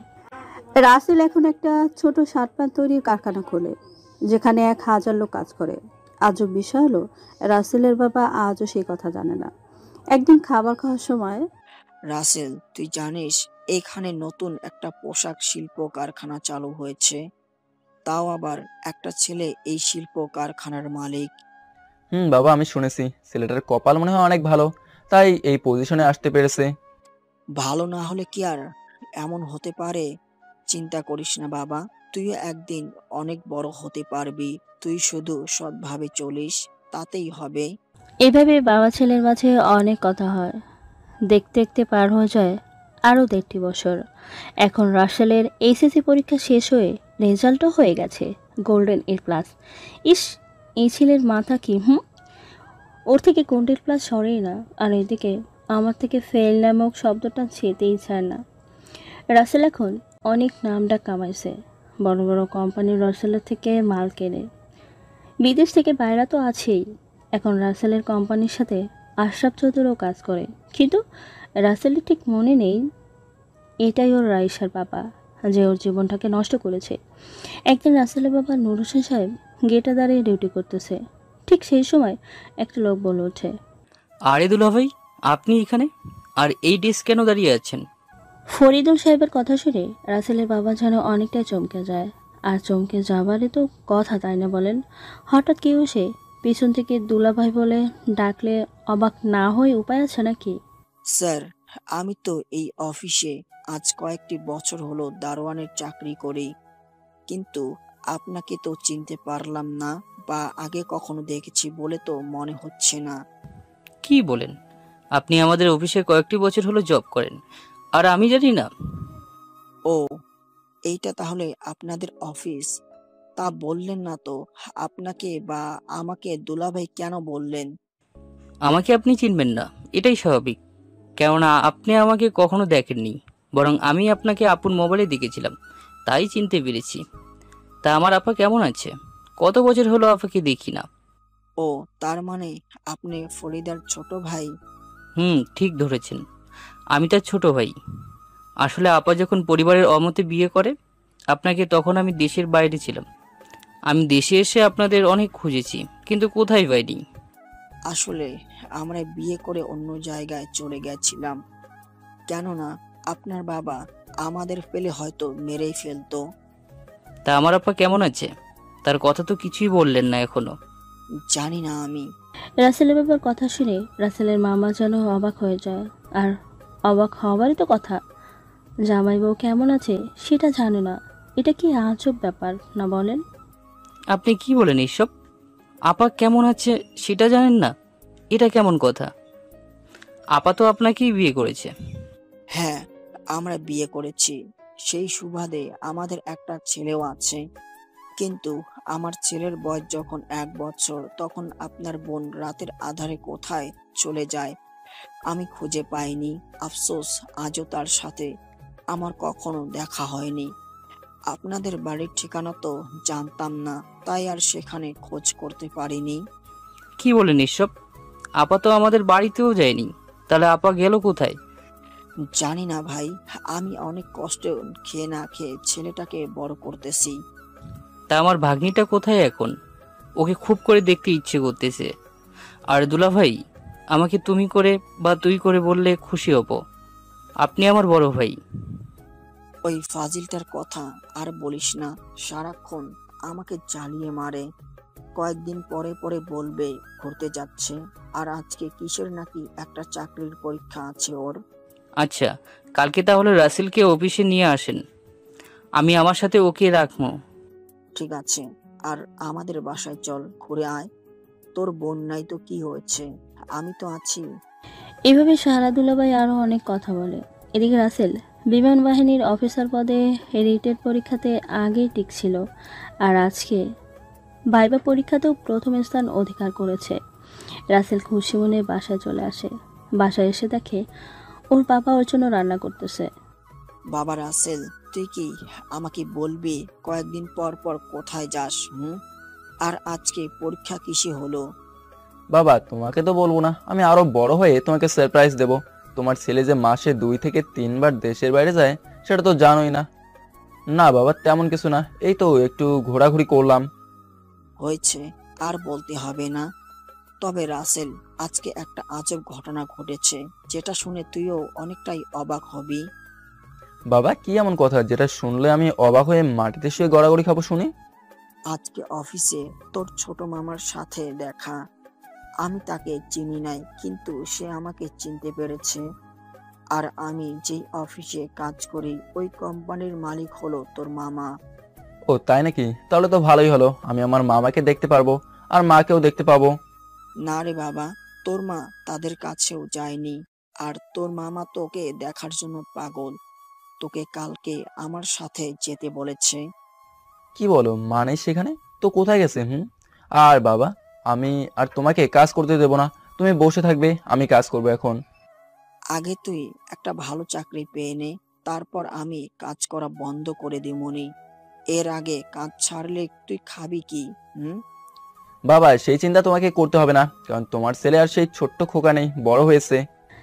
রাসেল আর ওর বাবা আরও অনেক কথা বলে একসঙ্গে রান্না করতে থাকে। এদিকে রাইসা এখন অনেক সুন্দরী হয়েছে। রাইসা ও রাসেলের কথা মনে পড়ে না বললেই চলে। তবুও রাইসা রাসেলকে জীবন সঙ্গিনী চায়। রাইসা সোফায় বসে আছে। কি রে মা, তুই ওইভাবে মনমরা হয়ে বসে থাকিস কেন? কোনো কথাই তো সেই সকাল থেকে বলতেছিস না, এটার কারণ কি? মা, আজকে না আমার পাগলটার কথা খুব মনে পড়তেছে। কত বছর হলো আমার পাগলটাকে চোখে দেখাও দেখতে পাই না, কোথায় যে আছে। মারে, তোর ভালোবাসা যদি সত্যি হয়ে থাকে তাহলে তুই তোর ভালোবাসার মানুষকে একদিন না একদিন খুঁজে ঠিকই পাবি। হয়তো একটা ধৈর্য ধরতে হবে। আম্মু, ধৈর্য ধারণ করতে করতে আজকে প্রায় 8টা বছর হতে চলো আমি রাসেলের স্মৃতিগুলোকে আঁকড়ে ধরেই বেঁচে আছি। আম্মু, বলতে পারো আমার কি দোষ ছিল যার জন্য রাসেল আমাকে কাঁদিয়ে এইভাবে চলে গেল? জানি না রে মা, ঠিক তোর বাবা রাসেলের সাথে কি করেছে যার জন্য ওদের জীবনটা এইভাবে ধ্বংস হয়ে গেল। বাবা এমনটা কেন করলো? ভালোবেসে তো রাসেল একাই ভুল করেনি, ভুল তো তাহলে আমিও করেছি। তাহলে শাস্তি আমাকেও দিত, সেটা না করে গরিব বলে রাসেলের উপরেই সব দোষ চাপিয়ে দিল। জানি না রাসেল এখনো আমাকে মনে রেখেছে নাকি বাবার উপরে রাগ করে অন্য মেয়ের সাথে সুখের ঘর বেঁধেছে। মা মনে এইভাবে কথা বলতে থাকে। এইভাবেই দেখতে দেখতে কেটে যায় কিছুদিন। এদিকে রাসেল চাকরিতে জয়েন করে, সেটা ওর বাবা জানে না। আর রাসেল ওর বাড়িতে উঠেই, কিন্তু ওর বাবা জানে বাড়িটা ভাড়ায় নিছে। রাসেল সুন্দর সাজানো একটা রুমে দাঁড়িয়ে আছে একটা সই নেবার জন্য। আর রাসেল যার সই নেবে তিনি হলেন মিসেস ফরিদা চৌধুরী, যিনি ওর এয়ারফ্যাক্ট অফিসার। ম্যাডাম, আপনি যদি সইটা দিতেন তাহলে খুব ভালো হতো। আমি তো অনেক সময় হলো দাঁড়িয়ে আছি। রাসেলের এমন কথা শুনে মিসেস ফরিদা চৌধুরী অনেকটাই রেগে যায়, কেননা সে একটা গুরুত্বপূর্ণ কাজ করতেছিল। এই ছেলে, দেখছো না আমি একটা গুরুত্বপূর্ণ কাজ করতেছি? তোমার চাকরি হবে না, চলে যাও। কিন্তু ম্যাডাম, আমি তো সবকিছুতেই টিকেছি প্রথম স্থান অর্জন করে, তাহলে আমার চাকরি হবে না কেন? আমি বলেছি তাই, কেননা তুমি আমার সাথে বেয়াদবি করেছো। So I say get out from my room. Rasel Mrs Farida চৌধুরীর কথা শুনে মন খারাপ করে চীনা বাড়ির দিকে বের হতে যাবে, ঠিক তখনই পেছন থেকে, এই যে মিস্টার রাসেল, যেতে হবে না, দাও কাগজটা, আমি সাইন করে দিচ্ছি। ধন্যবাদ ম্যাডাম। বাইরে থেকে এক নম্বরে হিটলার হলেও ভেতর থেকে খুবই নরম। রাসেল কাগজটা সাইন করে চলে যায়। এদিকে ফরিদা চৌধুরী রাসেল আর ওর বাবার নাম দেখে অনেকটাই চিন্তিত হয়ে পড়ে, কেননা রাসেলের বাবার ছবির উপরে এতটা লক্ষ্য করেনি। আজ আমার টাকা পয়সার কোনো অভাব নেই, আছে শুধু স্বামী সন্তানের অভাব। আমি তো সেদিন খুঁজতে গিয়েছিলাম, কিন্তু শূন্য হাতে ফিরে এসেছি। আল্লাহ, তুমি ওদের আমার কাছে এনে দাও। আমি যে আর পারছি না, কতটা কষ্ট, এত বছর জীবনের সাথে যুদ্ধ করে এসেছি। মিসেস ফরিদা চৌধুরী রাসেলের বাবার দিকে তাকিয়ে আনমনেই কথাগুলো ভাবছে আর নীরবে চোখে জল ফেলছে। এদিকে রাসেল সবকিছু বুঝে নিয়ে ওর কেবিনে এসে বসে। আর সব থেকে রহস্য ঘটনাজনক হলো, ওর কেবিনটা মিসেস ফরিদা চৌধুরীর পাশেই পড়ে। আরেকটা কথা তো আপনারা বুঝেই গেছেন এতক্ষণ, যে এটাই কি তাহলে রাসেলের হারিয়ে যাওয়া মা? হ্যাঁ, ঠিকই ভেবেছেন, এটাই রাসেলের হারিয়ে যাওয়া মা। আর কোনো রাতের আধারে ছেলে সন্তান রেখে চলে এসেছিল, সেটারও একটা কারণ আছে, যেটা গল্পের সাথে থাকেন জানতে পারবেন। আচ্ছা ম্যাডাম, এমন রাগী কেন, আবার এত ভালোও কেন? আর সব থেকে বড় কথা, তার সামনে গেলে আমার এমন লাগে কেন? না, আমি যে কিছুই ভাবতে পারছি না। রাসেল উপরের কথাগুলো চেয়ারে বসে বসে ভাবছে। এমন সময় পিয়ন এসে বলে যায় ওকে মিসেস ফরিদা চৌধুরী ডেকেছে। তাই রাসেল ওর রুম থেকে বেরিয়ে ওই কেবিনের সামনে এসে, আসতে পারি ম্যাডাম? আসো। আমাকে কেন ডেকেছেন ম্যাডাম, বলেন। আসলে তুমি আসলেই আমি এমন ভাবে রাগ দেখালাম, সেটা ধারণা করতেও আমার বিবেকে বেঁধে আছে। আসলে বাবা, আমার মনটা ভালো নেই, তাই তোমার সাথে অনেক রাগারাগি গলায় কথা বলেছি, কিছু মনে করিও না কেমন? আরে ম্যাডাম, এতে রাগের কি আছে? আপনি আমার মায়ের মতন, এটুকু রাগী গলায় কথা তো বলতেই পারেন, তাই না? ইসরে, আজ যদি আমার ছেলে আমার কাছে থাকতো তাহলে হয়তো ও তোমার মতোই বড় হতো, এভাবে আমার সাথে কথা বলতো। তার আছে, তোমার দেশের বাড়ি কোথায়? রাসেল কিছু বলতে যাবে ঠিক এমন সময় ফরিদা চৌধুরীর ফোনে একটা কল আসে, আর সে ফোন নিয়ে বাইরে চলে আসে। এদিকে রাসেল আর ভিতরে না থেকে ওর কেবিনে চলে আসে। দেখতে দেখতে দিনটা পার হয়ে যায়। রাসেল অফিস থেকে বাসায় চলে আসে। বাসায় এসে দেখে ওর বাবা সোফায় বসে কফি খাচ্ছে। কি বাবা, তোমার মনটাকে এত ফ্রেশ ফ্রেশ লাগছে কেন? দেখে তো মনে হচ্ছে আমার বাবার মনে রং লেগেছে। ফাজিল পোলা, কি বলিস এইসব? হুম, একটু কথা বলতে ভাবিস না? আসলে তো মামার মামি এসেছে, আর আমাদের বাড়িতে কত বছর হলো কোনো আত্মীয় আসে না, তাই আজকে মনটা ভীষণ খুশি। ও তাই নাকি? তা আমার মামা যান ও মামি যান কোথায় শুনি? রাসেলের কথা শুনে রাসেলের বাবা কিছু বলতে যাবে, ঠিক সেই সময় সিঁড়ি দিয়ে নামতে নামতে ওর মামা বলে ওঠে, এই তো মামা, আমরা এইখানে। তোর জন্য সে কখন থেকে অপেক্ষা করতেছি, তুই জানিস না? তোর মামি তো তোকে দেখার জন্য পুরোই পাগল হয়ে গেছে। তাই নাকি? তা মামি, তোমার আম্মুকে আমার সাথে বিয়ে দেওয়ার জন্য দেখতে আইছো নাকি? হ বাপজান, আমার তো বাবা নেই, মাটা আমার একা একা থাকে, কত কষ্ট। মেয়ে হয়ে তার জন্য তো এটা করতেই হবে, তাই না? তাহলে তো ভালোই হবে মামা, আমার আর কষ্ট করে কাজ করতে হবে না, পুরো পরিবার পেয়ে যামু, ছেলে মেয়েকে বিয়ে দেওয়ার চিন্তাও করতে হবে না। ওরে বান্দর, আমার শাশুড়িকে বিয়ে করবি? আহ ওরে, কি শুরু করলি তোরা? আয় এখানে বস, কফি খা। সেই কখন থেকে কিচ্ছুই খাচ্ছিস না। আরে দুলাভাই, কি যে বলেন! এমন একটা কিউট ভাগনা যার আছে, তার আবার খাওয়া দাওয়া কিসের চিন্তা? রাসেলকে দেখি তো আমার মন ভরে গেছে। হয়েছে মামা, এভাবে পাম দিয়ে আর কাম হবে না, তোমার শাশুড়িকে আমি তো বিয়ে করবই। তবে রে, দাঁড়া দেখাচ্ছি মজা। রাসেলের এমন কথা শুনে ওর মামা দৌড়ানি দেয়, যেটা দেখে রাসেলের বাবার মামি তো হাসতে হাসতেই যেন শেষ। অনেকক্ষণ দৌড়াদৌড়ির পরে রাসেলের মামা হাঁপিয়ে গিয়ে বলে, রাসেল তুই কি খাস বলিস তো? আমি একটু দৌড়েই হয়রানি শেষ। আর তোর কিছু হলো না? মামা, এই জন্যই তো তোমার শ্বশুর হতে চাচ্ছি, বুঝেছো? এভাবে মামা ভাগ্নে অনেক সময় দুষ্টুমি করে সবাই মিলে খাবার খেয়ে নেয়। বিদায় বেলায় রাসেলের মামি রাসেলকে জড়িয়ে ধরে সেই কান্না করে, আর কান্না করে চোখের পানি শেষ হলে চলে যায়। এদিকে রাসেল রাতে রুমে বসে একটা প্রজেক্টের জন্য ফাইলে কাজ করছিল। ঠিক এমন সময় রুমে ওর বাবা চলে আসে। কি রে বাবা, এত রাত জেগে কি করিস? আমি না তোর মতি গতি কিছুই বুঝি না, কখন যে কি করিস কে জানে। আসলে বাবা, আমি একটা কাজ করতেছি, তুমি তো জানোই আমি একটা চাকরি পেয়েছি, তার জন্য একটু বেশি কাজ করতে হয়। সেটা তো জানি, তাই বলে তুই এত রাত জেগে কাজ করবি? এত কাজ করতে হবে না বাবা, তুই ঘুমিয়ে পড় তাড়াতাড়ি। ঠিক আছে বাবা, তুমি যাও, আমি একটু কাজ করেই ঘুমিয়ে পড়বো, কেমন? আর তুমি ওষুধটা কিন্তু খেয়ে নিও মনে করে। আচ্ছা ঠিক আছে। আর শোন, তোর মামা বলেছে আমাদের ঢাকায় থাকতে হবে তাদের সাথে। কেন? আমরা আবার ঢাকা যাব কেন? আর আমি তো এখানে একটা চাকরি করি, তাই না? আরে বাবা, ঢাকায় আমাদের অনেক হিসাব নিকাশ আছে, আর তাছাড়া তোর মামা ওখানে থাকবে, তাই আমাদেরও ওখানে নিয়ে যাবে। আর সাথে তুই ওখানের একটা ভালো কলেজে পড়তে পারবি।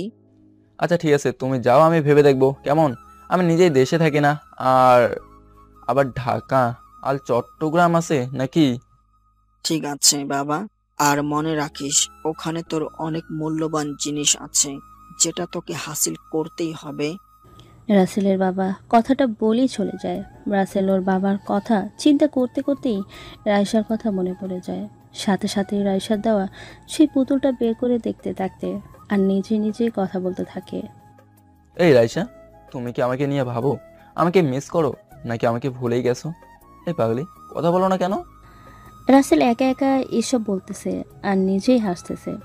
রাসেল রাতে ঘুমিয়ে পড়ে আর সিদ্ধান্ত নেয় তাকে ঢাকায় ফিরে যেতে হবে, আর থাকতে কোনো সমস্যাও হবে না, কেননা ওদের ওইখানে বাড়ি গাড়ি সব কিছুই আছে।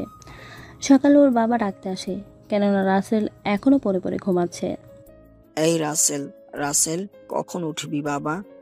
তোর তো অফিস যাবার সময় পার হয়ে গেল প্রায়। মা, আর একটু ঘুমায় না, মাত্র তো ঘুমাইছি, আর তুমি এখনই ডাকাডাকি শুরু করে দিচ্ছ। দেখছো ছেলের কাণ্ড, এত বছর ধরে বাবার ডাকে ঘুম থেকে ওঠে, আর আজকে মা বলছে এই আমি তোর বাবা, ওঠ। ও বাবা, আজকে এত বেলা পর্যন্ত ঘুমাইছি, আর তুমি আইছো আমাকে এখন ডাকতে? আর আগে কেন ডাকলে না? আমি বলে তোর এই জ্বালাতন সহ্য করতেছি, যখন বউ আসবে তখন দেখবি সকাল সকাল পানি দিয়ে তোকে উঠাবে। বললেই হলো। আচ্ছা যাও, আমি ফ্রেশ হয়ে আসি, তুমি বরং খাবার রেডি করো গিয়ে। তারপর ওর বাবা রুম থেকে চলে আসে। এদিকে রাসেল ফ্রেশ হয়ে নিচে চলে আসে। আবার এদিকে রাইসাকে রাইসার আম্মু ডেকে ডেকে পাগল প্রায়, কেননা সেই সকাল থেকেই ডেকে যাচ্ছে, তবুও মহারানীর খুব যেন ভাঙছেই না। এই রাইসা, রাইসা, তুই কখন উঠবি? সেই সকাল থেকে আমি তোকে ডেকেই যাচ্ছি, তবুও তোর কোনো ওঠার নামগন্ধই নেই। আম্মু যাও তো, আমি আর একটু ঘুমাই। সবে তো মনে হয় সকাল হলো, এখনো পাখিরা কিচিমিচি শব্দ করে গান গাইতেইছে। তোর কাছে সবেমাত্র সকাল হলো, ঘড়ির কাঁটা 11টা ছুঁই ছুঁই করতেছে, বুঝেছিস? কি বলো, ঘড়ির কাঁটা 11টার কাছে ছুঁই ছুঁই? আরে আগে কেন ডাকলে না? আমি আরো প্ল্যান করেছিলাম সকালে তোমার সাথে হাঁটতে যাব। দিন দিন মোটু হয়ে যাচ্ছি। দিনে দিনে শুকিয়ে কাঠখড়ির মতো হয়ে যাচ্ছিস, আর বলছিস তুই মোটু হচ্ছিস? মারবে একটা থাপ্পড়। ফাজিল মেয়ে একটা।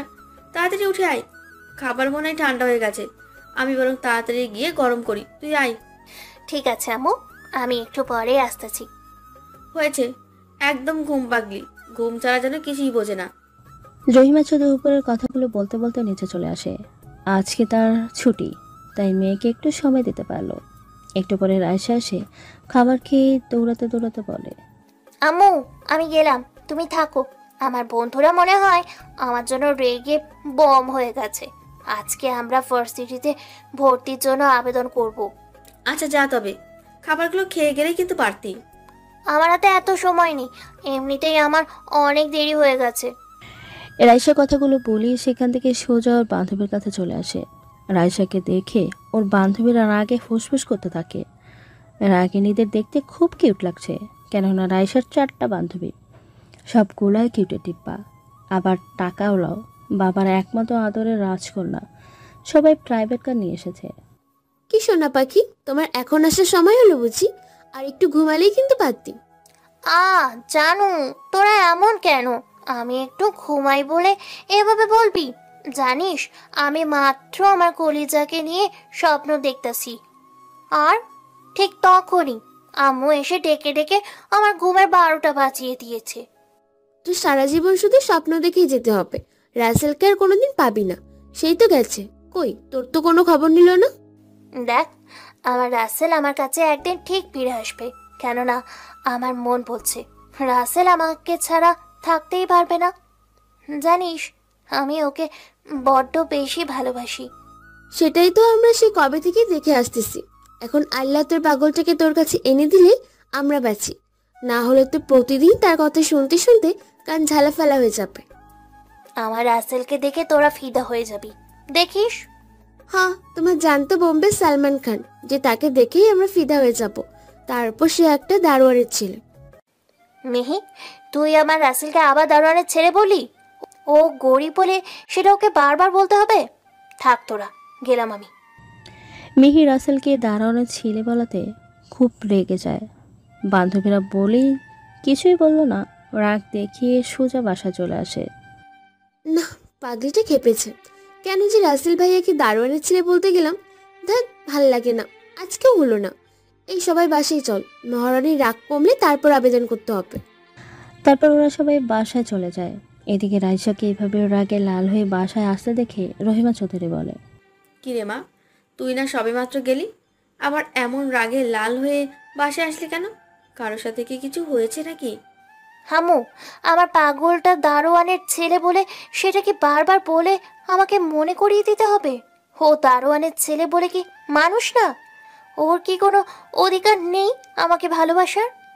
এই রে, আমার পাগলি মাটাকে আজকেও নিশ্চিত ওর বান্ধবীরা রাসেলের কথা বলে খেপিয়েছে। আরে মা, সেটা হবে কেন? মিহি মনে হয় তোর সাথে দুষ্টুমি করেছে। মিহি আমার বান্ধবী বলেই আজকে বেঁচে গেছে। মিহি না হয়ে অন্য কেউ যদি হতো তাহলে তার খবর আমি করেই ছাড়তাম। হয়েছে হয়েছে, আর রাগ করতে হবে না। এখন রুমে গিয়ে একটু রেস্ট নে, তাহলেই ভালো হবে। ঠিক আছে আম্মু, আমি গেলাম। তুমি কাউকে দিয়ে 1 কাপ কফি পাঠিয়ে দাও তো। রাইসা সোজা রুমে চলে আসে। এইদিকে দেখতে দেখতে চলে যায় আরও কিছুদিন। এর মাঝে রাসেল আর ফরিদা চৌধুরীর মাঝে ভালো একটা সম্পর্ক তৈরি হয়। রাসেল অফিসে বসে কাজ করতেছে, এমন সময় ফরিদা চৌধুরী ডাক পড়ে। রাসেল কেন জানি ফরিদা চৌধুরী ডাকলে বিরক্ত লাগে না, বরং খুব ভালোই লাগে।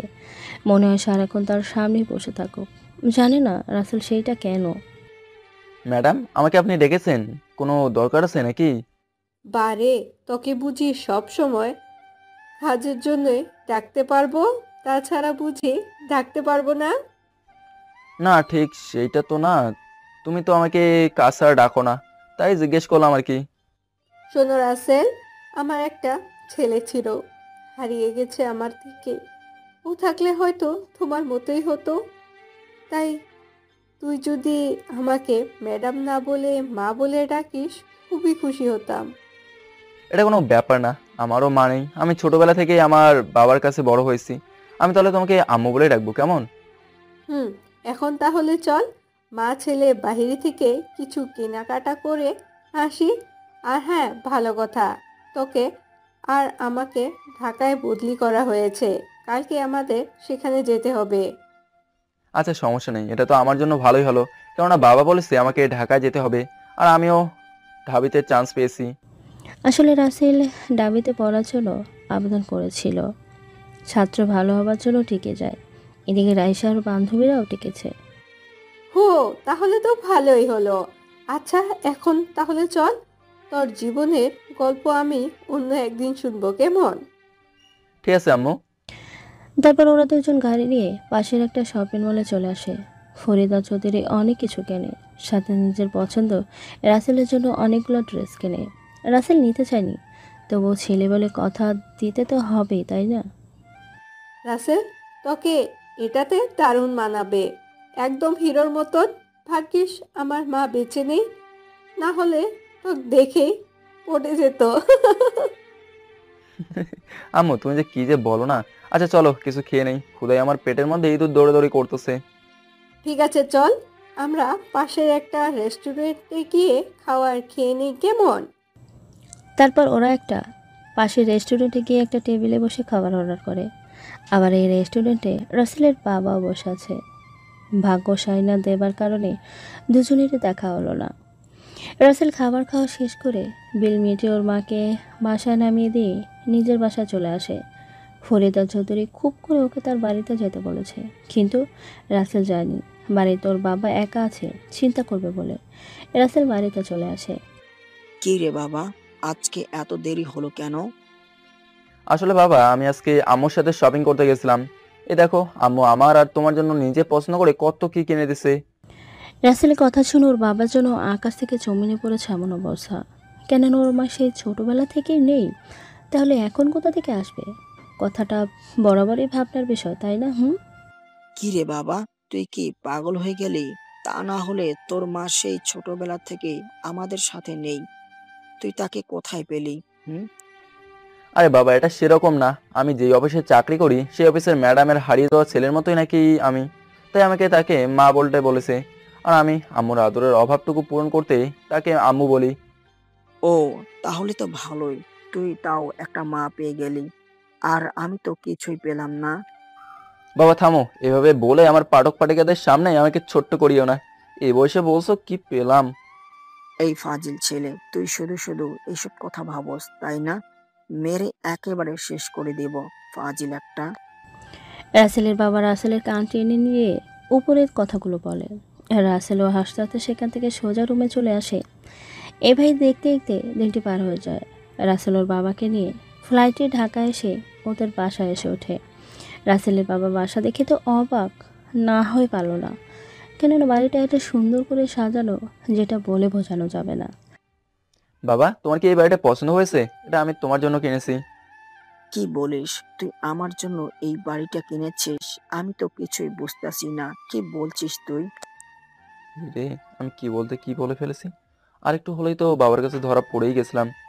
আসলে বাবা, আমি বাড়িটা ভাড়া নিয়েছি, সেটাই বলতে চাইছিলাম। ও আচ্ছা, আসলে বাড়িটা অনেক সুন্দর, আমি তো মুগ্ধ হয়ে গেছি এই বাড়িটা দেখে। ইস, এমন একটা বাড়ি যদি আল্লাহ আমাদের করার সামর্থ্য দিত। বাবা, দিবে দিবে, একদিন আমাদের সবকিছুই হবে, যেদিন আমি তোমাকে খুব করে চমকে দেবো, দেখো। হয়েছে, এখন আর বলতে হবে না, চল বাড়ির ভিতরে গিয়ে সবকিছু গুছিয়ে নেই, কেমন? তারপর বাবাটা সব নিয়ে বাড়ির ভেতরে চলে আসে। এদিকে কিছু সময় পরে ওর মামিও চলে আসে।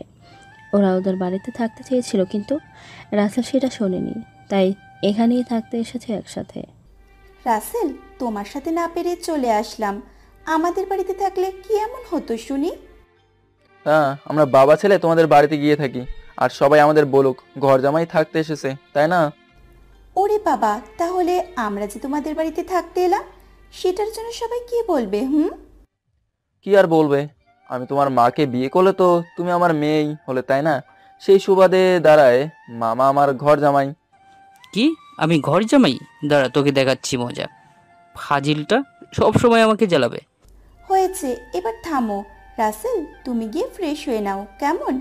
আমরা বরং এইদিকে সব কিছু গুছিয়ে নেই।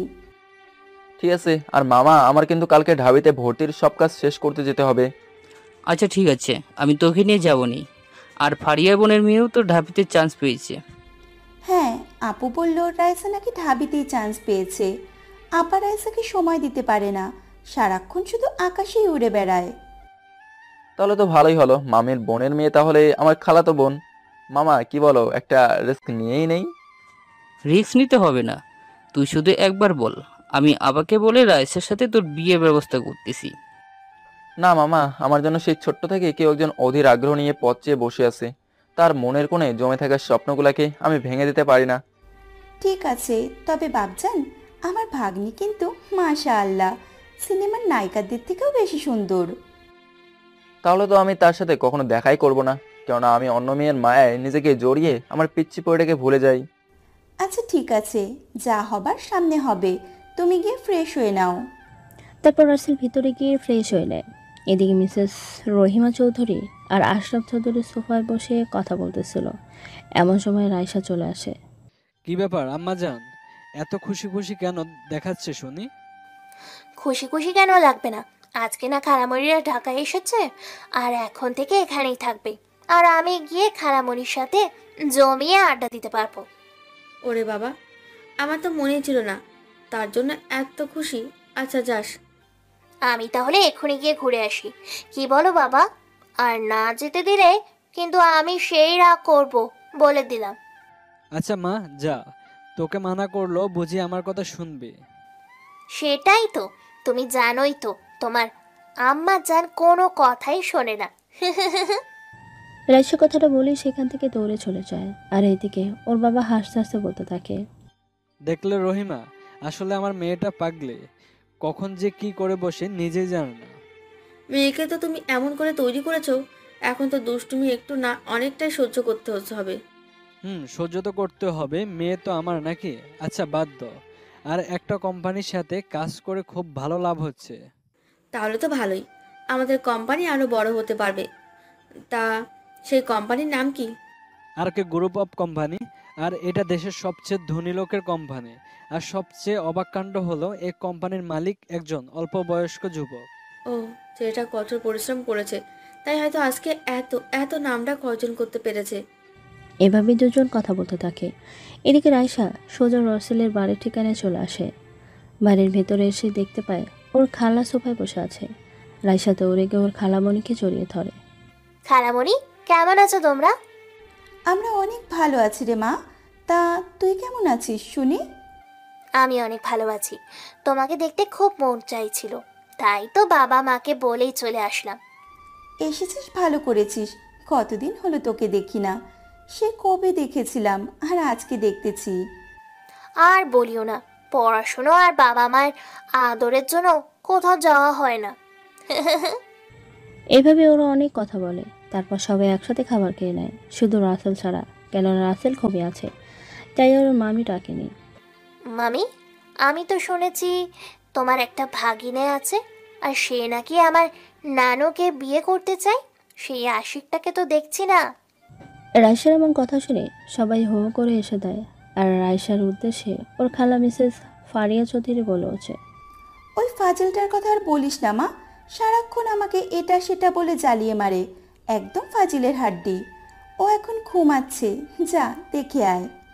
না, এখন আর যাব না, অন্য একদিন দেখবো, তাতেই হবে। আমাকে এখন যেতে হবে, সন্ধ্যা হয়ে গেছে। বাবা মা চিন্তা করবে শুধু শুধু। সে কি রাইসা, আর একটু থাকো, রাসেল তোমাকে বাড়িতে রেখে আসবেনি, তাহলেই তো হবে। না খালু, আমি বরং অন্যদিন এসে আপনাদের সাথে জমিয়ে গল্প করব, কেমন? আজকে তাহলে হাসি। আর আপনারা সবাই কিন্তু আমাদের বাসায় আসবেন। আচ্ছা মা, ঠিক আছে। আর থাকবে না যখন, তাহলে বলে আর কি লাভ থাকতে। তাহলে দেখে শুনে সাবধানে যাস, কেমন? ঠিক আছে খালুমণি, বাই। তারপর আয়শা চলে গেলে সবাই আবারও বসে কথা বলতে থাকে। এদিকে রাসেলের পেটে ক্ষুধা লাগায় রাসেল উঠে খাবার খেতে চলে আসে। কি, আমার আব্বাজানের ঘুম তাহলে ভাঙলো বুঝি? ঘুম কি আর এমনি এমনি ভাঙলো? পেটে ক্ষুধা অনুভব করতেই তো ঘুম চোখ থেকে পালিয়ে গেছে, তাই চলে আসলাম খাবার খেয়ে পেটকে শান্তি দিতে। আচ্ছা তুই বস, আমি খাবার দিচ্ছি। ঘুমিয়ে থাকার কারণে রাইসাকে দেখতে পারলি না, একটু আগেই রাইসা চলে গেল। ও, তাহলে তো আমি বড় ধরনের মিস করে ফেললাম। এমন সুন্দর মানুষটাকে দেখতেই পারলাম না। চলে গেছে, এখন আর আফসোস করে কোনো লাভ নেই বাপধন। এখন বসে খাবার খেয়ে নে, কেমন? ঠিক আছে মামি, তুমি তাড়াতাড়ি খেতে দাও। রাসেল খাবার শেষ করেই বাড়ির ছাদে গিয়ে খোলা হাওয়া খেতে খেতে প্রকৃতির সৌন্দর্য উপভোগ করতে থাকে। রাসেলের খুব করে রাইসার কথা মনে পড়তেছে আজকে। রাসেল মনে মনে বলে, আচ্ছা, আমি যে রাইসাকে নিয়ে এত ভাবি, রাইসাকে আমাকে নিয়ে কি একটু ভাবে, নাকি আমাকে সে মনেই রাখেনি? রাইসা তো আর সেই আমার ছোট্ট পাগলিটা নেই। তাহলে আমি আমার পরিটাকে এই শহরে খুঁজে পাবো কেমনে? আল্লাহ, তুমি আমাকে একটা পথ দেখিয়ে দাও। সেই কতটা বছর হলো আমি পাগলিটাকে দেখি না। ইস, না জানি আমার পাগলিটা এখন দেখতে কেমন হয়েছে। এইসব ভাবতে ভাবতে রাতের গভীরতা বাড়তে থাকে। রাসেল রুমে এসে বিছানায় শুয়ে পড়তেই ওর পাশে থাকা মোবাইলটা কান্না করতে শুরু করে। রাসেল তাকিয়ে দেখে ওর মা ফোন করেছে, তাই তাড়াতাড়ি কলটা রিসিভ করতেই ওই পাশ থেকে শুরু হয় কথা ঝড়। মানে বুঝলেন না তো? তাহলে চলেন শুনিয়ে আসি। হ্যালো আম্মু। এই তোর মায়ের প্রতি ভালোবাসা, তাই না? সেই কখন এসেছিস, অথচ একবারও ফোন দিয়ে খবর নেওয়ার চেষ্টাও করিসনি। তুই খুব পচা। বাবা রে বাবা, একসঙ্গে এত কথা! এবার দেখি নানুর মেয়ে হেব্বি খেপেছে। আসলে আম্মু, তোমার ছেলে না নতুন জায়গায় এসে খুব করে বিজি হয়ে পড়েছিল। সরি আম্মু, এমনটা আর হবে না। ঠিক আছে, এখন বল, তোর আসতে কোনো অসুবিধা হয়নি তো? আর আমার বাসায় চলে আসলি কালকে সকাল সকাল? আম্মু, কালকে তো আমার অফিসে আসতে একটু লেট হবে, কেননা আমাকে কাল ঢাবিতে ভর্তির সব কাজ শেষ করতে হবে। ওকে, তাহলে কাজটা শেষ করে তারপর চলে আসিস, কেমন? কালকে আমি তোর পছন্দের খাবার তৈরি করব। তাই? তাহলে তো আমার এক্ষুনি আসতে মন চাইতেছে। আম্মু, আমার জন্য কুশলি পিঠা বানিয়ে রাখো তাহলে, তোমাকে সাথে নিয়ে খুব মজা করে খাবো। আচ্ছা বাবা, ঠিক আছে, তুই আগে আয়, তারপর তোর পছন্দের সব কিছু আমি নিজের হাতে বানিয়ে খাওয়াবো। বৌমা আসলে তো আর খেতে পারবি না। এ, বৌমার শাশুড়ি এত কাজ জানতে, তাহলে আমাকে বউয়ের হাতের পিঠে খাবার জন্য বসে থাকতে হবে কেন? হয়েছে, আর বলতে হবে না। এখন তাহলে ঘুমিয়ে পড়, কেমন? গুড নাইট আব্বাজান। ওকে আম্মু, গুড নাইট, বাই। মা। রাসেল কলটা কেটে দিয়ে মনে সুখে ঘুমিয়ে পড়ে।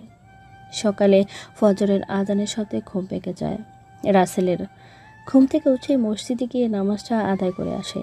সকালে রাসেল সোফায় বসে আছে, এমন সময় কি ব্যাপার আব্বাজান, এইভাবে বসে আছো কেন শুনি?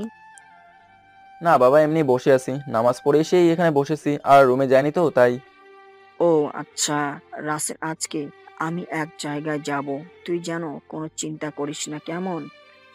আর আমার আসতে একটু দেরি হতে পারে। ঠিক আছে বাবা, তুমি দেখে শুনে যাইও, আর কোনো অঘটন যেন না ঘটে, এই আমি বলে দিলাম। ঠিক আছে বাবা, তুই থাকতে আমার সাথে এমনটা কখনোই ঘটবে না, বুঝলি? বুঝেছি আমার আব্বা জান। এভাবে বাবা ছেলে আরও কিছু কথা বলে। রাসেলের বাবা সকালে নাস্তা করেই বেরিয়ে পড়ে। এদিকে রাসেল ওর মামার সাথে বসে নাস্তা করতেছে।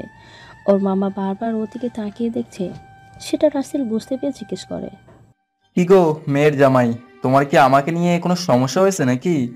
এভাবে ঘুরে ঘুরে আমাকে দেখতেছো, ঘটনা কি?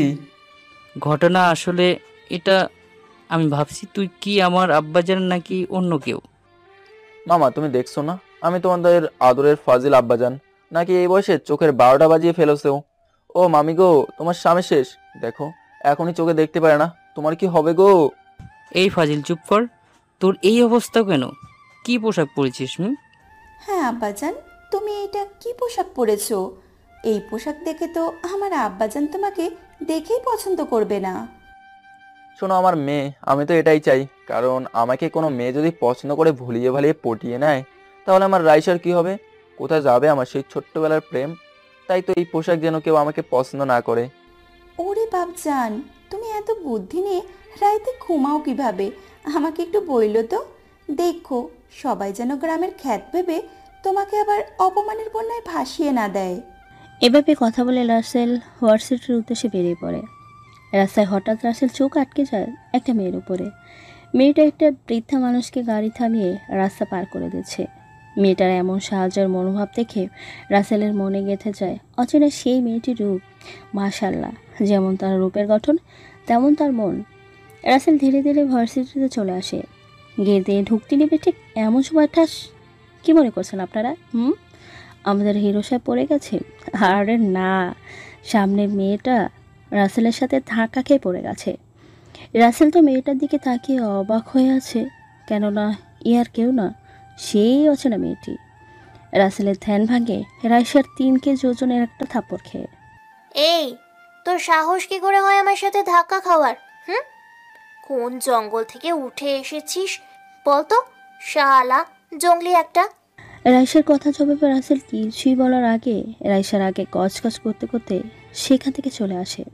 রাসেল এক ধ্যানে রাইসার চাপা দিকে তাকিয়ে আছে আর মনে মনে ভাবছে, এটা কি হলো? এক মায়ার মাঝেই দুই রূপ। রাস্তায় দেখলাম গুণবতী, আর এখানে দেখি রাগী কটকটি। ইস, আমার মনটাকে ঘায়েল করে দিছে। সি সি রাসেল, তুই রাইসাকে নিয়ে না ভেবে এই মেয়েটাকে নিয়ে কেন ভাবছিস? এটা কিন্তু ঠিক না। রাসেল নিজে নিজেই কথা বলে সামনের দিকে চলতে শুরু করে। একটু সামনে এসে দেখতে পায় দুটো ছেলে গাছের সাথে বাঁধা অবস্থা আছে। দুটা মেয়ে দুই পাশে দাঁড়িয়ে অনবরত সিগারেট টানছে। ছেলে দুটির হাতে ছ্যাঁকা দিয়েছে, আর সেই ছেলে দুটা ব্যথায় চিৎকার করছে। রাসেল অবাক হয়ে উপস্থিত একজন থেকে জানতে পারে একটা মেয়ে এদের এমন অবস্থা করেছে, কেননা এরা মেয়েদের গেটে দাঁড়িয়ে দাঁড়িয়ে সিগারেট খাইয়ে রানিং করছিল। রাসেল সেই মেয়েটাকে দেখেই তো অবাক, কেননা এইটাও সেই মেয়েটা। বাবারে বাবা, এই মেয়ে এত ভয়ঙ্কর! রাসেল বেটা, তুই তাড়াতাড়ি কেটে পড়। এই মেয়ের তালে পড়লে তুই তো গায়া বেটা। তবে মেয়েটা ভালোই করছে, এমন ছেলের সাথে এর থেকেও বেশি কিছু করা উচিত। রাসেল সেখানে আর না দাঁড়িয়ে থেকে সোজা কাঁধে জায়গায় চলে আসে। সব কাজ শেষ করে যেই না বাইরে যেতে নেবে তখনই সামনে পড়ে সেই মেয়েটিকে। রাসেল ধীরে ধীরে নিজেকে সামলে রাখতে না পেরে কাছে আসে। এই যে ম্যাডাম, আপনার নাম কি? রাসেলের কথা শুনে রাইসা ওর দিকে তাকিয়ে নিচ থেকে ওপর পর্যন্ত একবার ভালো করে দেখে নিল, তারপরে উগ্র মেজাজে বলে, কি রে গ্রামের খাট, তোর সাহস কি করে হলো আমার নাম জিজ্ঞেস করার? আর আমার নাম শুনে তুই কি করবি? আসলে আমি তো একটা রোগে আক্রান্ত হয়েছি, তাই আপনার নামটা সেই রোগের ওষুধ হিসেবে কাজ করবে, তাই জানতে এসেছি। এই মিহি, এই ব্যাটা বলে কি এসব? তোরা ওকে এখান থেকে যেতে বল। এমনিতে আমার মাথায় কিন্তু আগুন জ্বলতেছে। ভাই তুমি যাও এখান থেকে। আর এই সুন্দরী মহারানীর কিউট নাম হলো রাইসা, এই শহরের ধনী বাবার একমাত্র মেয়ে। রাইসা? ইস, এটাই যদি আমার সেই রাইসা হতো তাহলে কতই না ভালো হতো। কি বলেন আপনারা? ম্যাডাম, আপনার বান্ধবীর নাম শুনেই তো আমার তার প্রেমের সাগরে সাঁতার কাটতে ইচ্ছা করতেছে। ভাই তোমার মনে হয় হাসপাতালে যাওয়ার খুব শখ, তাই না? তা না হলে এভাবে কথা বলতে না। আরে আমি তো কথাই বলেছি, তাতে কি এমন দোষ করেছি শুনি?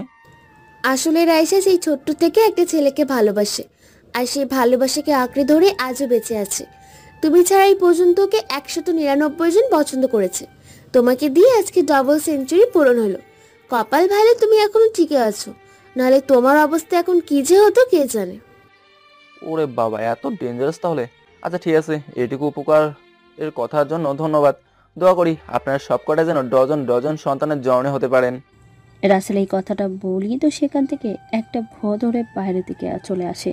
আর এদিকে সবগুলো তো রাগে জাতি সাপের মতো ফুসফুস করতেছে। রাগে কটমট করতে করতে বলে, দেখেছিস তোরা ওই কোন লেভেলের ফাজিল? তোদের বলে কিনা ডজন ডজন বাচ্চার মা হবি। ওরে যদি এখন হাতে কাছে পাইতাম, মনে কর পাটাই তুলে মরিচের মতো পিসতাম। সালের ব্যাটা বলে কি?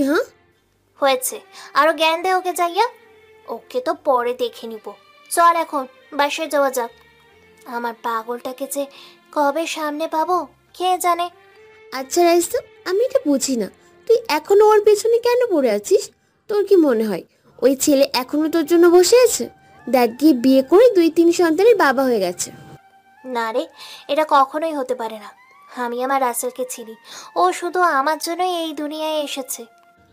হ্যাঁ, দুনিয়ায় তো শুধু তুই একাই মেয়ে, আর তো কোনো মেয়ে নেই। এখন চল তাহলে দেখাই যাবে তোর হিরো কেমন তোর জন্য বসে আছে। এভাবে কথা বলে ওরা যার যার বাসা চলে যায়। এদিকে রাসেল সোজা ওর আম্মুর কাছে চলে আসে। রাসেলকে দেখেই তো মিসেস ফরিদা চৌধুরী হাঁ করে তাকিয়ে আছে। কি ব্যাপার আম্মু, তুমি এইভাবে আমার দিকে হা করে তাকিয়েছো কেন? আমার কি লজ্জা শরম বলতে কিছুই নাই নাকি, বলো? ও হ্যাঁ, তোর তো আবার অনেক লজ্জা শরম আছে। এই তুই এসব কি পোশাক পরেছিস? দেখেই তো কেমন খ্যাত খ্যাত মনে হচ্ছে। এটাই তো ভালো পোশাক, কোনো মেয়ে আমার দিকে ফিরে তাকাবে না। আরে বাবা, ভালো লাগা এসব পোশাক দেখে হয় না। যে তোকে পছন্দ করবে সে তোর পোশাক না, বরং তোর দেখেই পছন্দ করবে। জানিস, প্রতিটা মানুষের চোখে একটা অদৃশ্য মায়া আছে, যেটা নিউটনের দ্বিতীয় সূত্রের মতন নিজের দিকে আকৃষ্ট করে। ওইসে আম্মাজান, এভাবে আর জ্ঞান আমাকে না দিয়ে আমার পেটকে শান্তি দাও, বেচারা ক্ষুধার জ্বালায় কান্না করতেছে। ফাজিল পোলা, তুই বসে, আমি তোর জন্য পিঠা নিয়ে আসি, কেমন? আম্মু তাড়াতাড়ি যাও। তারপর রাসেলের মা গিয়ে ওর জন্য পিঠা সাজিয়ে নিয়ে আসে। কুশুলি পিঠা, পিঠাপুলি পিঠা, পাটিসাপটা, আর হচ্ছে নারিকেলের নাড়ু। কেননা রাসেলের সবচেয়ে প্রিয় হলো নারিকেল দিয়ে কুশুলি পিঠা, আর ভাপা পিঠার মাঝে চিনি মিশিয়ে নারিকেল দিয়ে পিঠা। রাসেল প্রিয় খাবার একসাথে পেয়ে তৃপ্তি সহকারে খাচ্ছে, সাথে ওর আম্মুও খাচ্ছে। খাওয়া শেষ করে, আম্মু তুমি অনেক ভালো, আমার মিষ্টি আম্মু। হয়েছে, আর পাম দিতে হবে না। পরে কি বলতে চাস সেটা বল। আম্মু খাইয়ে খাইয়ে তো পেট আমার ভারী করে দিছো, এখন একটা সেই ঘুম দিতে হবে। তুমি সোফায় বসো, আমি তোমার কোলে মাথা রেখে ঘুমাই। আর হ্যাঁ, আমার মাথায় হাত বুলিয়ে দেবে কিন্তু। আমি এত কিছু পারবো না। তোর জন্য পিঠা বানিয়ে হাত ব্যথা হয়ে গেছে, আবার এসব বলতাছিস? তুমি খুব পচা আম্মু, একদম ভালো না। এই, তুই না মাত্র কইলি আমি অনেক ভালো, আমি তোর মিষ্টি আম্মু, তাহলে এখন আবার এইটা কেন বলতাছিস? তুমি আমাকে আদর করে খাইয়ে দিছো, কষ্ট করে এত সব তৈরি করে, এর জন্য তুমি আমার ভালো আম্মু। এখন তুমি আমার কথা শুনছো না বলে তুমি একটুও ভালো না, তুমি আমার পচা আম্মু। তুই তো খুব ফাজিল। আয়, আর কাঁদতে হবে না, তুই শুয়ে পড়, আমি তোর মাথায় হাত বুলিয়ে দিচ্ছি। রাসেল ওর মায়ের কথা শুনে ঠাস করে কোলের উপরে শুয়ে পড়ে, আর ওর মাকে উদ্দেশ্য করে বলে, এই তো তুমি আমার লক্ষ্মী আম্মু, এত সময় শুধু শুধু কথা শুনলে, এখন আমার কত ভালো লাগতেছে। হয়েছে, আর তোকে নেকামো করতে হবে না। চুপচাপ শুয়ে থাক, আর পারলে ঘুমিয়ে যা, কেমন? সারাক্ষণ শুধু দুষ্টামি করিস। ওকে মাই সুইট আম্মু। রাসেল ওর মায়ের কোলে মাথা রেখে সুখের এক নিদ্রায় হারিয়ে যায়। এদিকে রাসেলকে এত আদর করে ঘুম পাড়াতে মিসেস ফরিদা চৌধুরীর মনে হচ্ছে রাসেল যেন তার নিজের ছেলে। কেন জানি বারবার তার কলিজাতে টান লাগছে এটা ভেবে। রাসেলকে ঘুমিয়ে রেখে ফরিদা চৌধুরী নিজের ল্যাপটপ নিয়ে আবারও রাসেলকে কোলে রেখে ধীরে ধীরে কাজ করতে থাকে। বিকেলে রাসেলের ঘুম ভেঙে যায়। রাসেল ঘুম থেকে উঠে দেখে ওর আম্মুও ঘুমিয়ে আছে, ওকে ওইভাবেই রেখে। রাসেলের নড়াচড়াতে ঘুম ভেঙে যায় ফরিদা চৌধুরীর। রাসেল, তোর ঘুম কেমন হলো সেটা বল। আমি ঘুমিয়েছি বলে তোর কোনো অসুবিধা হয়নি তো বাবা? না আম্মু, আমি তো এত আরামে ঘুমাইছি যেরকম করে কোনোদিন ঘুমাতে পারিনি। মায়ের ভালোবাসাটা মনে হয় এরকমই হয়। আমি তো কখনো মায়ের কোলে মাথা রাখতে পারিনি বুঝ হবার পর থেকেই, তাই আজকে প্রথম মায়ের মাথায় ফেরা ভালোবাসাটা বুঝলাম। পাগল ছেলে একটা, তোর আসল মা নেই তো কি হয়েছে? আমাকেই তোর আসল মা মনে করবি, কেমন? আর শোন, মা নেই ভেবে একদম মন খারাপ করবি না, তাহলে কিন্তু তোর খবর আছে। আচ্ছা আম্মু, ঠিক আছে, এখন তাহলে চলো খাবার খেয়ে বাসায় যেতে হবে। আমি সেই কখন আইছি।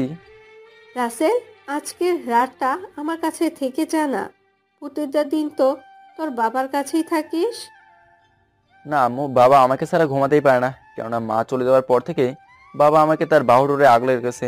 রাতের পর রাত, দিনের পর দিন যেই কষ্টটা মায়ের করার কথা ছিল, সেই কষ্টটা শত ব্যস্ততার মাঝেও বাবা করছে।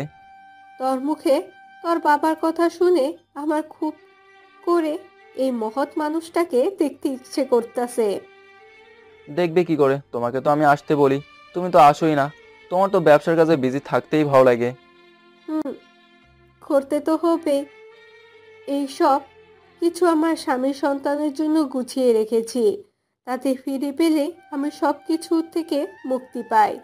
আর তোকে তো বলাই হয়নি, আমি কালকে আরেক কোম্পানির সাথে নতুন একটা বড় প্রজেক্ট ডিল করেছি, সেই বাংলাদেশের সব থেকে বড় কোম্পানি। আম্মু, আমার কথা বলছো আমাকেই? শুনতে ভালোই লাগছে, যেমনটা ছোটবেলায় শুনতাম মায়ের গল্প মাসির কাছে। আম্মু, তাহলে তো অনেক ভালো হয়েছে, এত বড় কোম্পানির সাথে তুমি ডিল করছো। হুম, তবে ওই মালিককে আজও কেউ দেখতে পারে নাই। কি জানি দেশের টপ ধনী হয়েও আজ পর্যন্ত টিভি বা মিডিয়াতে সাক্ষাৎ করেনি। সে হয়তো চায় না সবার সামনে আসতে, তাই। আচ্ছা, এখন খেতে দাও। ঘুমিয়েছিলাম, পেটে ক্ষুধা ছিল না, এখন জাগনা পাইছি আর ক্ষুধা শুরু হয়ে গেছে। আচ্ছা, তুই ফ্রেশ হয়ে খাওয়ার টেবিলে বসে, আমি এখনই খাবার বেড়ে দিচ্ছি, কেমন? তারপর রাসেল ফ্রেশ হয়ে এসে মায়ের সাথে খাবার খেয়ে ওর মাকে বলে বাসায় আসার জন্য রওনা দেয়। রাস্তায় হেঁটে হেঁটে আসার জন্য হঠাৎ সামনে রাইসা পড়ে। রাইসা ওর সামনে এসে, কি রে ক্ষেত মার্কা বোকা ছেলে, তুই তখন আমাদের জন্য কি দোয়া করেছিলিস? এই রে, এবার মনে হয় আমার খবর আছে। এই গুন্ডিমাহি ইবনি যেই রাগে ক্ষেপে আছে। না, আসলে আমি ওই কি মানে মানে বলতেছিস? যা বলবি সোজাসুজি বল, কি দোয়া করেছিস? আমি তোমাকে ভালোবাসি, আমি তোমার বাচ্চার আব্বু হতে চাই, আমার মনের ঘরে তোমাকে অনেক সুখে রাখবো। রাসেল কথাটা একদমই বলে সেখান থেকে ভৌদৌড়। রাসেলের এমন কথা শুনে ওরা সবাই অবাক হয়। রাসেল যাবার দিকেই তাকিয়ে আছে। সবগুলোর মুখেই মনে হয় মশা ঢুকে যাবে, তবু হুঁশ ফিরছে না। রাইসা, আমি যেটা শুনছি তুই কি সেটাই শুনছিস, নাকি আমি কানে কম শুনতেছি? না রে, ঠিকই শুনেছিস। ওর এত বড় সাহস, আমাকে এইভাবে ভালোবাসার কথা বলে দৌড়ে পালায়, ভালোবাসার থাপ্পড়টা না নিয়েই। আমি তো ভেবেই পাচ্ছি না রাসেল তোকে এইভাবে ভালোবাসার কথা বলবে, আবার ডাইরেক্ট বাচ্চার আম্মু বানাবে। ওরে বাবা! এইসব বাদ দিয়ে তুই কি ওর নাম বলি শুনি? কেন, তুই জানিস না ওর নাম রাসেল? আমাদের ভার্সিটির সবচেয়ে মেধাবী ছাত্র এবং সবচেয়ে বেশি মার্ক নিয়ে চান্স পেয়েছে। ওরে বাবারে, দেখতে ক্ষেত হলেও ভিতরে তো অনেক গুণ আছে দেখছি। তাহলে তোরা জানিস, ওকে আমার ভালো লাগে। আমি এখনই ওকে হ্যাঁ বলে দিতাম, শুধু রাসেলকে আমার মনটা দিয়েছি বলেই ওকে দিতে পারলাম না। বান্ধবী, অতীতকে ভুলে বর্তমানটাকে নিয়ে নতুন করে জীবন শুরু কর। বোকামি করে আয়ত্তের আশায় বর্তমানটা হারিয়ে ফেলিস না। না রে, আমি রাসেলকে ছাড়া কাউকে বিয়ে করব না। রাসেলের জন্য মৃত্যুর আগো মুহূর্ত পর্যন্ত হলেও অপেক্ষা করব। এভাবে ওরা কথা বলে চলে যায়। এদিকে রাসেল দৌড়ে এসে এক জায়গায় দাঁড়িয়ে হাঁপাচ্ছে আর মনে মনে বলতেছে, আল্লাহ, আমি এটা কি বলেছি? একটু হলে তো আমাকে কেটে কুচি কুচি করে গঙ্গা জলে ভাসিয়ে দিত। যেই রাগী মেয়েরে বাবা, আল্লাহ বাঁচিয়েছে, দৌড়টা সঠিক সময় দিতে পেরেছিলাম বলে। রাসেল বাসায় চলে আসে। এভাবে দেখতে দেখতে পার হয়ে যায় অনেকগুলো দিন। এর মাঝে রাসেল রাইসাকে অনেকভাবে প্রপোজ করেছে, কিন্তু রাইসা কিছুতেই রাজি হয়নি। তার জন্য রাসেল ওর বান্ধবীকে জিজ্ঞেস করে, আচ্ছা, আমি তোর বান্ধবীকে এতবার ভালোবাসার কথা বললাম, তবুও সে রাজি হলো না কেন? আমি খ্যাত হলে আমার মনটা তো ওর খ্যাত না, তাই না? রাসেল শোন, রাইসা যে তোকে পছন্দ করে না ঠিক সেটা না, রাইসাও তোকে খুব পছন্দ করে, কিন্তু রাইসার একটা অতীত আছে যেটার জন্য তোকে ভালোবেসে মানতে পারে না।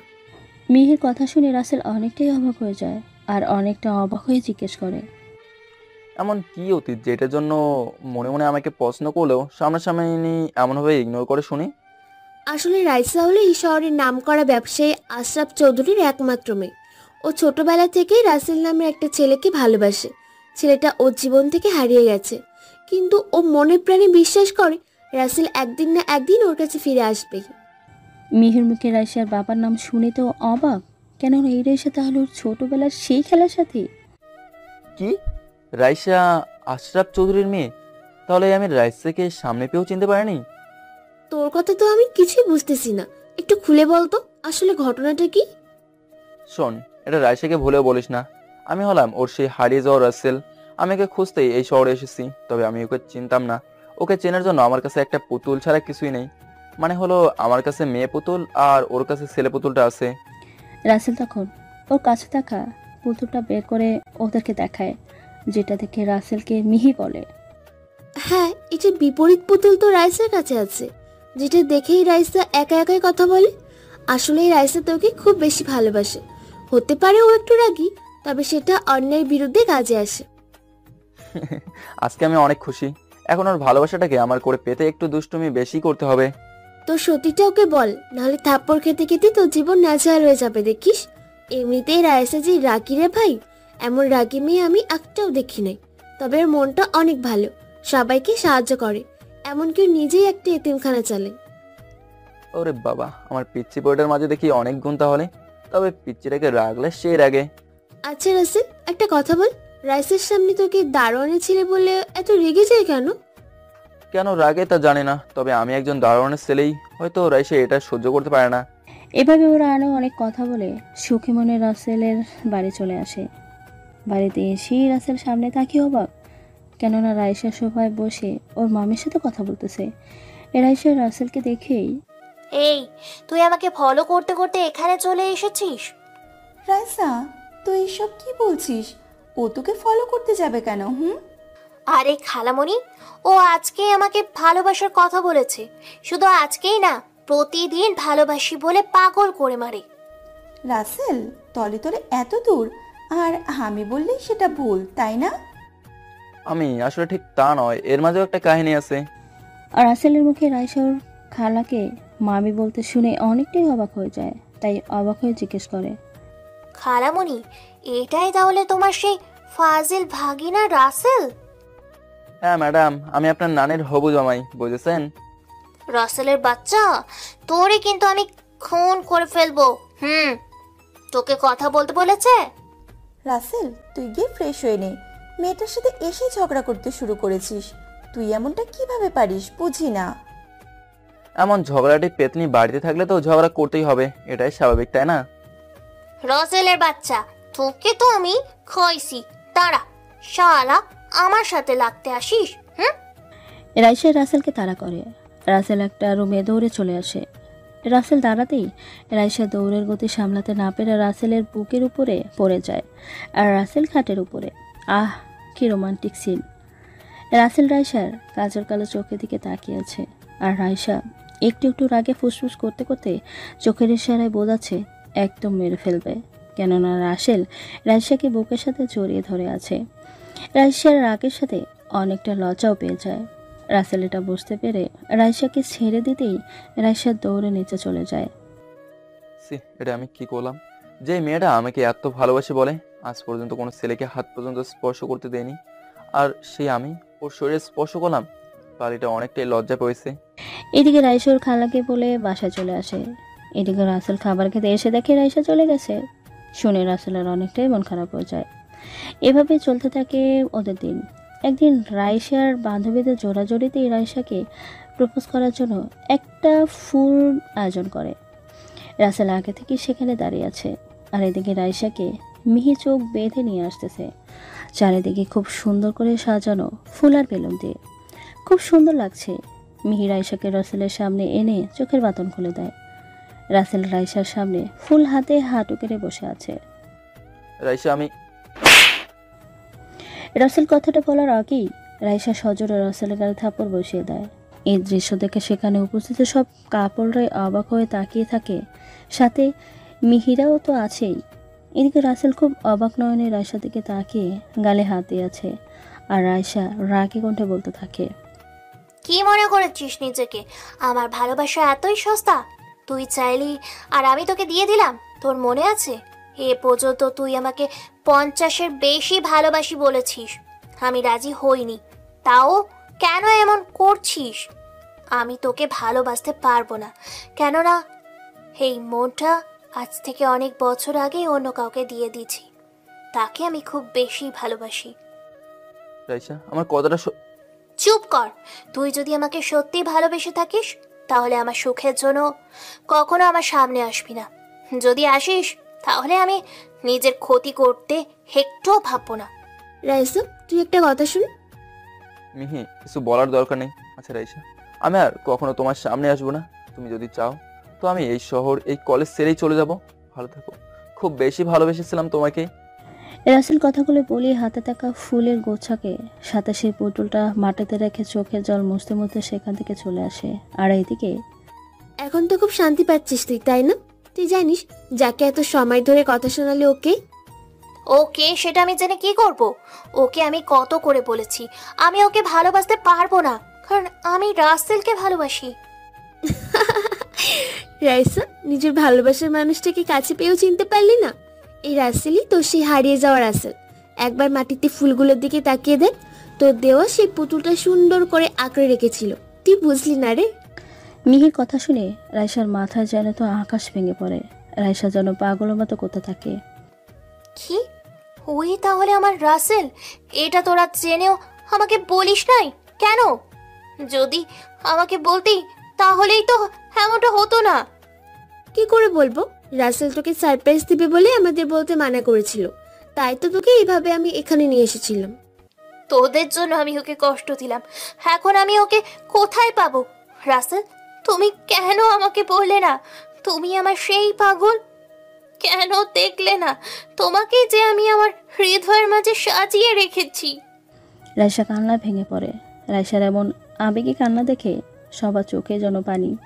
রাইসাকে একটু শান্ত করার জন্য রাইসা, শান্ত কর নিজেকে আর চল রাসেলকে খুঁজি, না জানি নিজের কোনো ক্ষতি করে বসে।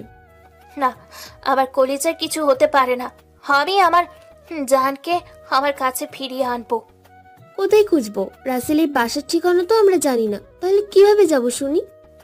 আমি চিনি, রাসেল আমার খালামণি ভাগিনা। চল তাড়াতাড়ি যাই দেখি। চল তাড়াতাড়ি। তারপর মিহি রাইসা সবাই গাড়ি নিয়ে রাসেলের বাসা থেকে আসতে থাকে। এদিকে রাসেলের মন খারাপ হলে ওর মায়ের কাছে আসে। আজকেও সেটা আর বিপরীত হলো না। রাসেল ফরিদা চৌধুরীর বাড়ির সামনে এসে চীনা রাস্তা পার হতে যাবে, ঠিক তখনই উল্টো দিক থেকে একটা গাড়ি এসে রাসেলকে উড়িয়ে চলে দিয়ে যায়। রাস্তায় নিথর দেহ পড়ে আছে রাসেলের দেহটি। ছটপট করতে থাকে রাসেল। আশেপাশে সবাই দৌড়ে আসে রাসেলের কাছে। সবাই শুধু ঘুরে ঘুরে দেখতে থাকতে আর মোবাইল দিয়ে ভিডিও করতে থাকে। কেউ সাহায্য করতে এগিয়ে আসে না। এদিকে ফরিদা চৌধুরী বাইরে গিয়েছিল বলে বাড়ি ফিরে আসার সময় দেখে বাড়ির সামনে লোকের ভিড়। তাড়াতাড়ি কাছে গিয়ে দেখতে পারে অ্যাক্সিডেন্ট হয়েছে। দৌড়ে কাছে গিয়ে রাসেলের মুখটা উল্টিয়ে তার দিকে করতেই যেন আকাশ ভেঙে পড়ল মাথায়। ছেলেকে জড়িয়ে ধরে হাও মাও করে কান্না করতে থাকে। তাড়াতাড়ি গাড়িতে তুলে হাসপাতালে নিয়ে আসে। ফরিদা চৌধুরী একদম সুনামধন্য মানুষ হয়, হাসপাতালে বেশি সমস্যা হলো না। রাসেলকে জরুরি অপারেশন রুমে নিয়ে যায়। এদিকে রাইসা কান্না করতে করতে দৌড়ে রাসেলের বাড়ি চলে আসে। দরজা থেকেই রাইসার এমন অবস্থা দেখে যেন সবাই অবাক। রাসেলের বাবাও অবাক হয়ে তাকিয়ে আছে। রাইসার এমন অবস্থা দেখে ওর খালামণি বলে, কি রে মা, তোর এই অবস্থা কেন? আর কান্না করে রাসেলকে খুঁজছিস? রাসেল তো অনেকটা সময় আগেই বাইরে গেছে, আর বাড়িতে আসেনি। খালামণি, আমি আমার কলিজার সাথে অনেক বড় ভুল করে ফেলেছি, যেটার ক্ষমা ভাবো কিনা সেটা আমি জানি না। তারপর রাইসা ও রাইসার বান্ধবী সবকিছু খুলে বলে। রাইসা আশরাফ চৌধুরীর মেয়ে বলাতে রাসেলের বাবা বলে ওঠে, কি তুমি তাহলে আশরাফ চৌধুরীর মেয়ে, যার জন্য আমার ছেলের জীবনটা নরকে পরিণত হয়েছিল? দুলা ভাই, এখন এইসব বলার সময় না, আমাদের বরং রাসেলকে খুঁজতে হবে। রাসেল যে রাগে আল্লাহ জানে কি করে বসে। না, ও কিছুই করবে না। আমি জানি ওর যখন মন খারাপ তখন ও ওর মায়ের কাছে যায়। কি বললেন? রাসেল আপাকে খুঁজে পেয়েছে? কই, আমাকে তো বললো না। আরে না, রাসেল অফিসের বস, রাসেলকে নিজের ছেলের মতো ভালোবাসে, আর রাসেলও তাকে নিজের মায়ের মতোই ভালোবাসে। আমি জানি রাসেল সেখানেই যাচ্ছে। সবই বুঝতে পারলাম, এখন তাহলে সেই বাড়ির ঠিকানা খুঁজবো কি করে শুনি? রাসেলের রুম খুঁজলে হয়তো কিছু একটা পাওয়া যেতে পারে, যেটার মাধ্যমে আমরা ওর বাড়ি ঠিকানা পেতে পারি। রাইসা মামুনি কথাটা খারাপ বলে নাই, চলো সবাই মিলে খুঁজে দেখি। তারপর সবাই মিলে রাসেলের রুম তন্ন তন্ন করে খুঁজতে থাকে। সব খোঁজা শেষ, কিছুই পায় না। পরে বাকি থাকা একটা আলমারি খুলতেই সবার মাথায় আকাশ ভেঙে পড়ে। কেননা আলমারি ভর্তি শুধু দলিল আর নানান রকম ফাইল, যেখানে রাইসাদের কোম্পানি ও ফরিদুল কোম্পানির সাথে ডিলের ফাইলও আছে। রাসেল আমাদের সাথে এত লুকোচুরি করলো, নিজে এত বড় বিজনেসম্যান আর বিমান বাহিনীর অফিসার হয়েও ও আমাদের একটু বুঝতে দেয়নি। রাসেল আমার চোখে ধুলো দিয়ে বাংলাদেশের টপ ধনী হলো, আর আমি একটা বারের জন্য বুঝতেই পারলাম না। সবাই যেন রাসেলের পরিচয় পেয়ে অবাক হয়ে যায়। রাইসা ওর বান্ধবীরা কখনো ভাবতে পারেনি রাসেল এত ধনী। আরও খোঁজার পরে ফরিদা চৌধুরী একটা কার্ড পায়। নাম্বারটা নিয়েই রাইসা কল দেয়। কল দিতেই ফরিদা চৌধুরী কলটা রিসিভ করে। হ্যালো, আসসালামু আলাইকুম, কি বলছেন? ওয়ালাইকুম আসসালাম, আমি রাইসা বলছি। আপনার ওখানে কি রাসেল আছে? রাসেলের অ্যাক্সিডেন্ট হয়েছে, রাসেল এখন হসপিটালে ভর্তি আছে। ফরিদা চৌধুরীর মুখে কথাটা পুরোপুরি না শুনেই রাইসা অজ্ঞান হয়ে মাটিতে পড়ে যেতে নিলেই ফারিয়ে ধরে ফেলে। আর ফরিদুল সব কিছু ফোন থেকে শুনে নেয়। আর রাইসাকে দেখে ফরিদুল ও রাসেলের বাবা গাড়ি নিয়ে হাসপাতালের দিকে ছোটে। হাসপাতালে এসেই ফরিদা চৌধুরী থেকে কোথায় আছে শুনে সেখানে চলে আসে। ফরিদা চৌধুরী অন্যদিকে মুখ করে বসে আছে, চোখ ভর্তি জল। রাসেলের মামা এসে, ম্যাডাম, রাসেল কোথায়? রাসেলের মামার কথা শুনে ফরিদা চৌধুরী মুখ ঘুরে যখনই সামনের দিকে তাকায় তখনই যেন অবাক হয়ে যায়। এত বছর পরে আপন মানুষকে দেখে চোখের কোণে জল ছলছল করতেছে। রাসেলের বাবা যেন বিশ্বাসই করতে পারছে না আজ এত বছর পরে এতটা কাছ থেকে প্রিয় মানুষটাকে দেখতে পাবে। আপা, তুমি এখানে? আর এত বছর কোথায় ছিলা? ফরিদ, তুই এখানে? আর রাসেল তাহলে সত্যি আমার ছেলে? তাই তো, আল্লাহ রাসেলের সাথে তোমার মিল করিয়ে দিয়েছে। আপা, রাসেল এখন কেমন আছে? এখন একটু সুস্থ, গায়ে থেকে বাড়ি লেগে প্রচুর রক্তক্ষরণ হয়েছে। আমি সময় মতন রক্তের ব্যবস্থা করতে পেরেছিলাম বলে সম্ভব হয়েছে, না হলে কি যে হতো আল্লাহই জানে। এত সময় ধরে রাসেলের বাবা রাসেলের মামার কথায় দাঁড়িয়ে অবাক হয়ে শুধু শুনছিল। এক পর্যায়ে ফরিদা চৌধুরী রাসেলের বাবাকে উদ্দেশ্য করে বলে, কেমন আছো তুমি? সেদিন রাতের আধারে ছোট ছেলেটার সাথে এই অভাগা বাবাকে ঠিক যেইভাবে রেখে গেছিলাম আজও ঠিক তেমনই আছি। শুধু মাঝখান থেকে হারিয়ে হাজারো খুনসুটির মাঝে ভরে থাকা ভালোবাসার স্মৃতি ঘেরা বছর। কেন করেছিল এমন? আমি তো তোমাকে কখনো কষ্ট দেইনি। না, আমি স্বামী সন্তান নিয়ে সুখী আছিলাম, তবে আমি তোমাদের ওভাবে রেখে যেতে বাধ্য হয়েছিলাম একটা কারণে। আপা, কি এমন কারণে যার জন্য তুমি এইভাবে রাতের আধারে পালিয়ে এসেছিলে অবুঝ শিশুটাকে ফেলে? আমাদের সংসারে সব সময় অভাব লেগেই থাকতো। এমন হতো আমি আমার ছেলেটাকে কোনোভাবে ভালো মানুষ করতে পারতাম না, কেননা সবাই শুধু আমার ছেলেকে বলতো দারোয়ানের ছেলে, আর আমার বিমান বাহিনীতে চাকরি হয়।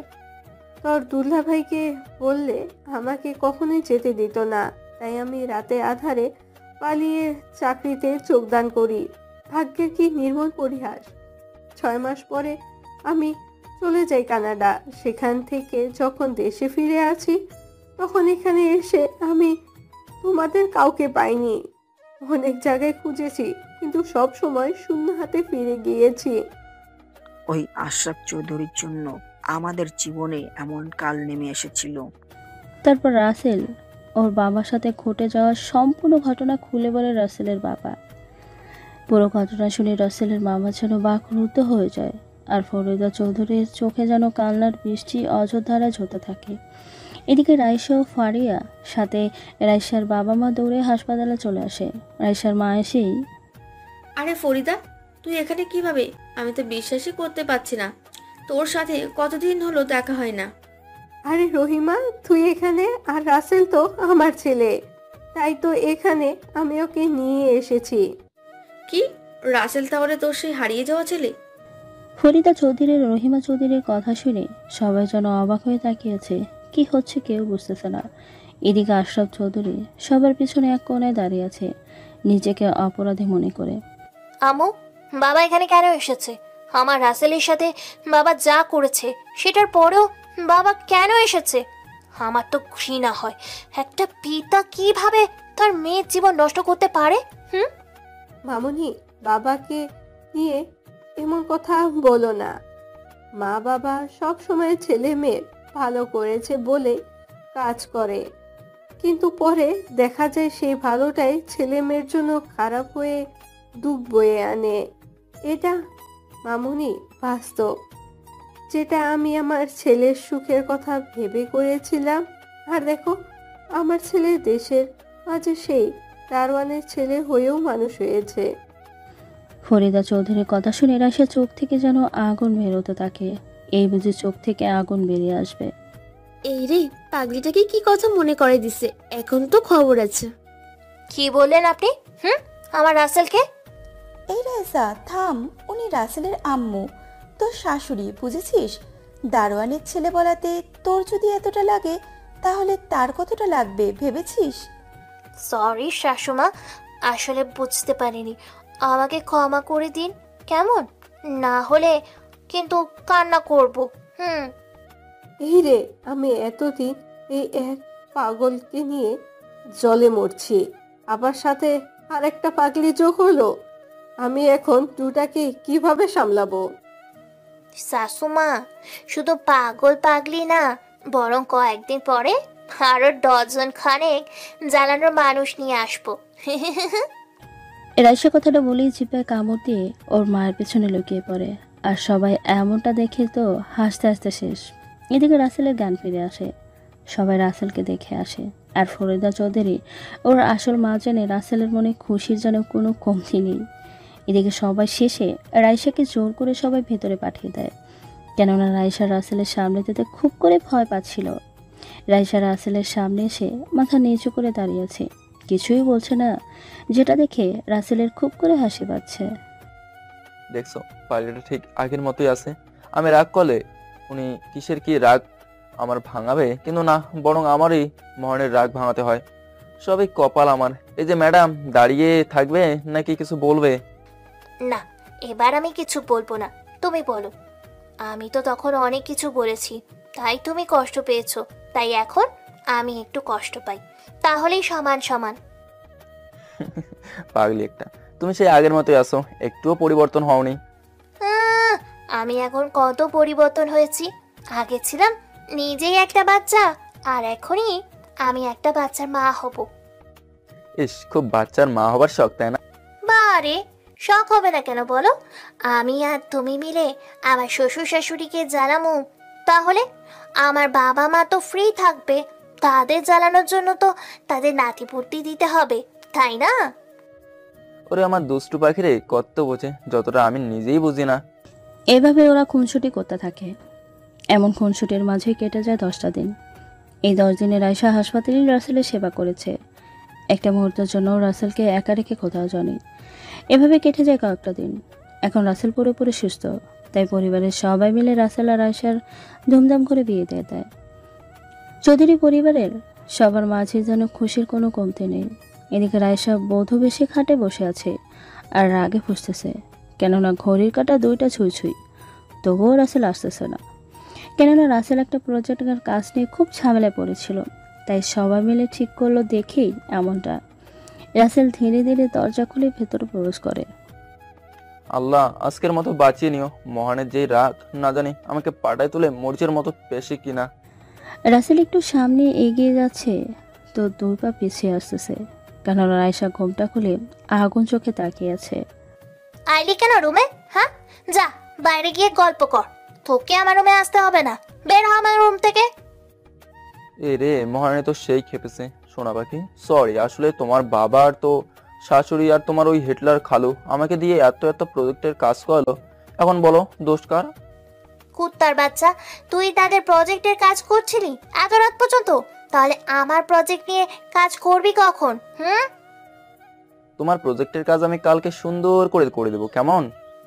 কুত্তা, আজকে আমাদের বাসর রাত, আর প্রেজেন্ট তৈরি করবি কালকে, তোরে তো তোরা। রাইসা কথাটা বলেই রাসেলকে বালিশ দিয়ে মারতে থাকে। এদিকে রাসেল একটু পরে ইচ্ছে করেই বলে, আমার চোখ। এই বাবু, তোমার কি হয়েছে? আমি তো তোমার সাথে মজা করলাম, আর করব না বাবু, চোখ খোলো। রাইসার চোখের পানি দেখে রাসেল তাড়াতাড়ি ওর হাত দিয়ে পানি মুছে দেয়। আর সঙ্গে সঙ্গে রাইসা রাসেলকে জড়িয়ে ধরে আদর করতে শুরু করে। রাসেলও কম কিছু বাসরাতে টি-20 ম্যাচে ব্যাটিং করতে নামার আগে সব কাজ শেষ করে তারপর খেলায় নামে। রাতভর টি-20 টেস্ট ওয়ানডে সব ধরনেরই খেলা খেলে।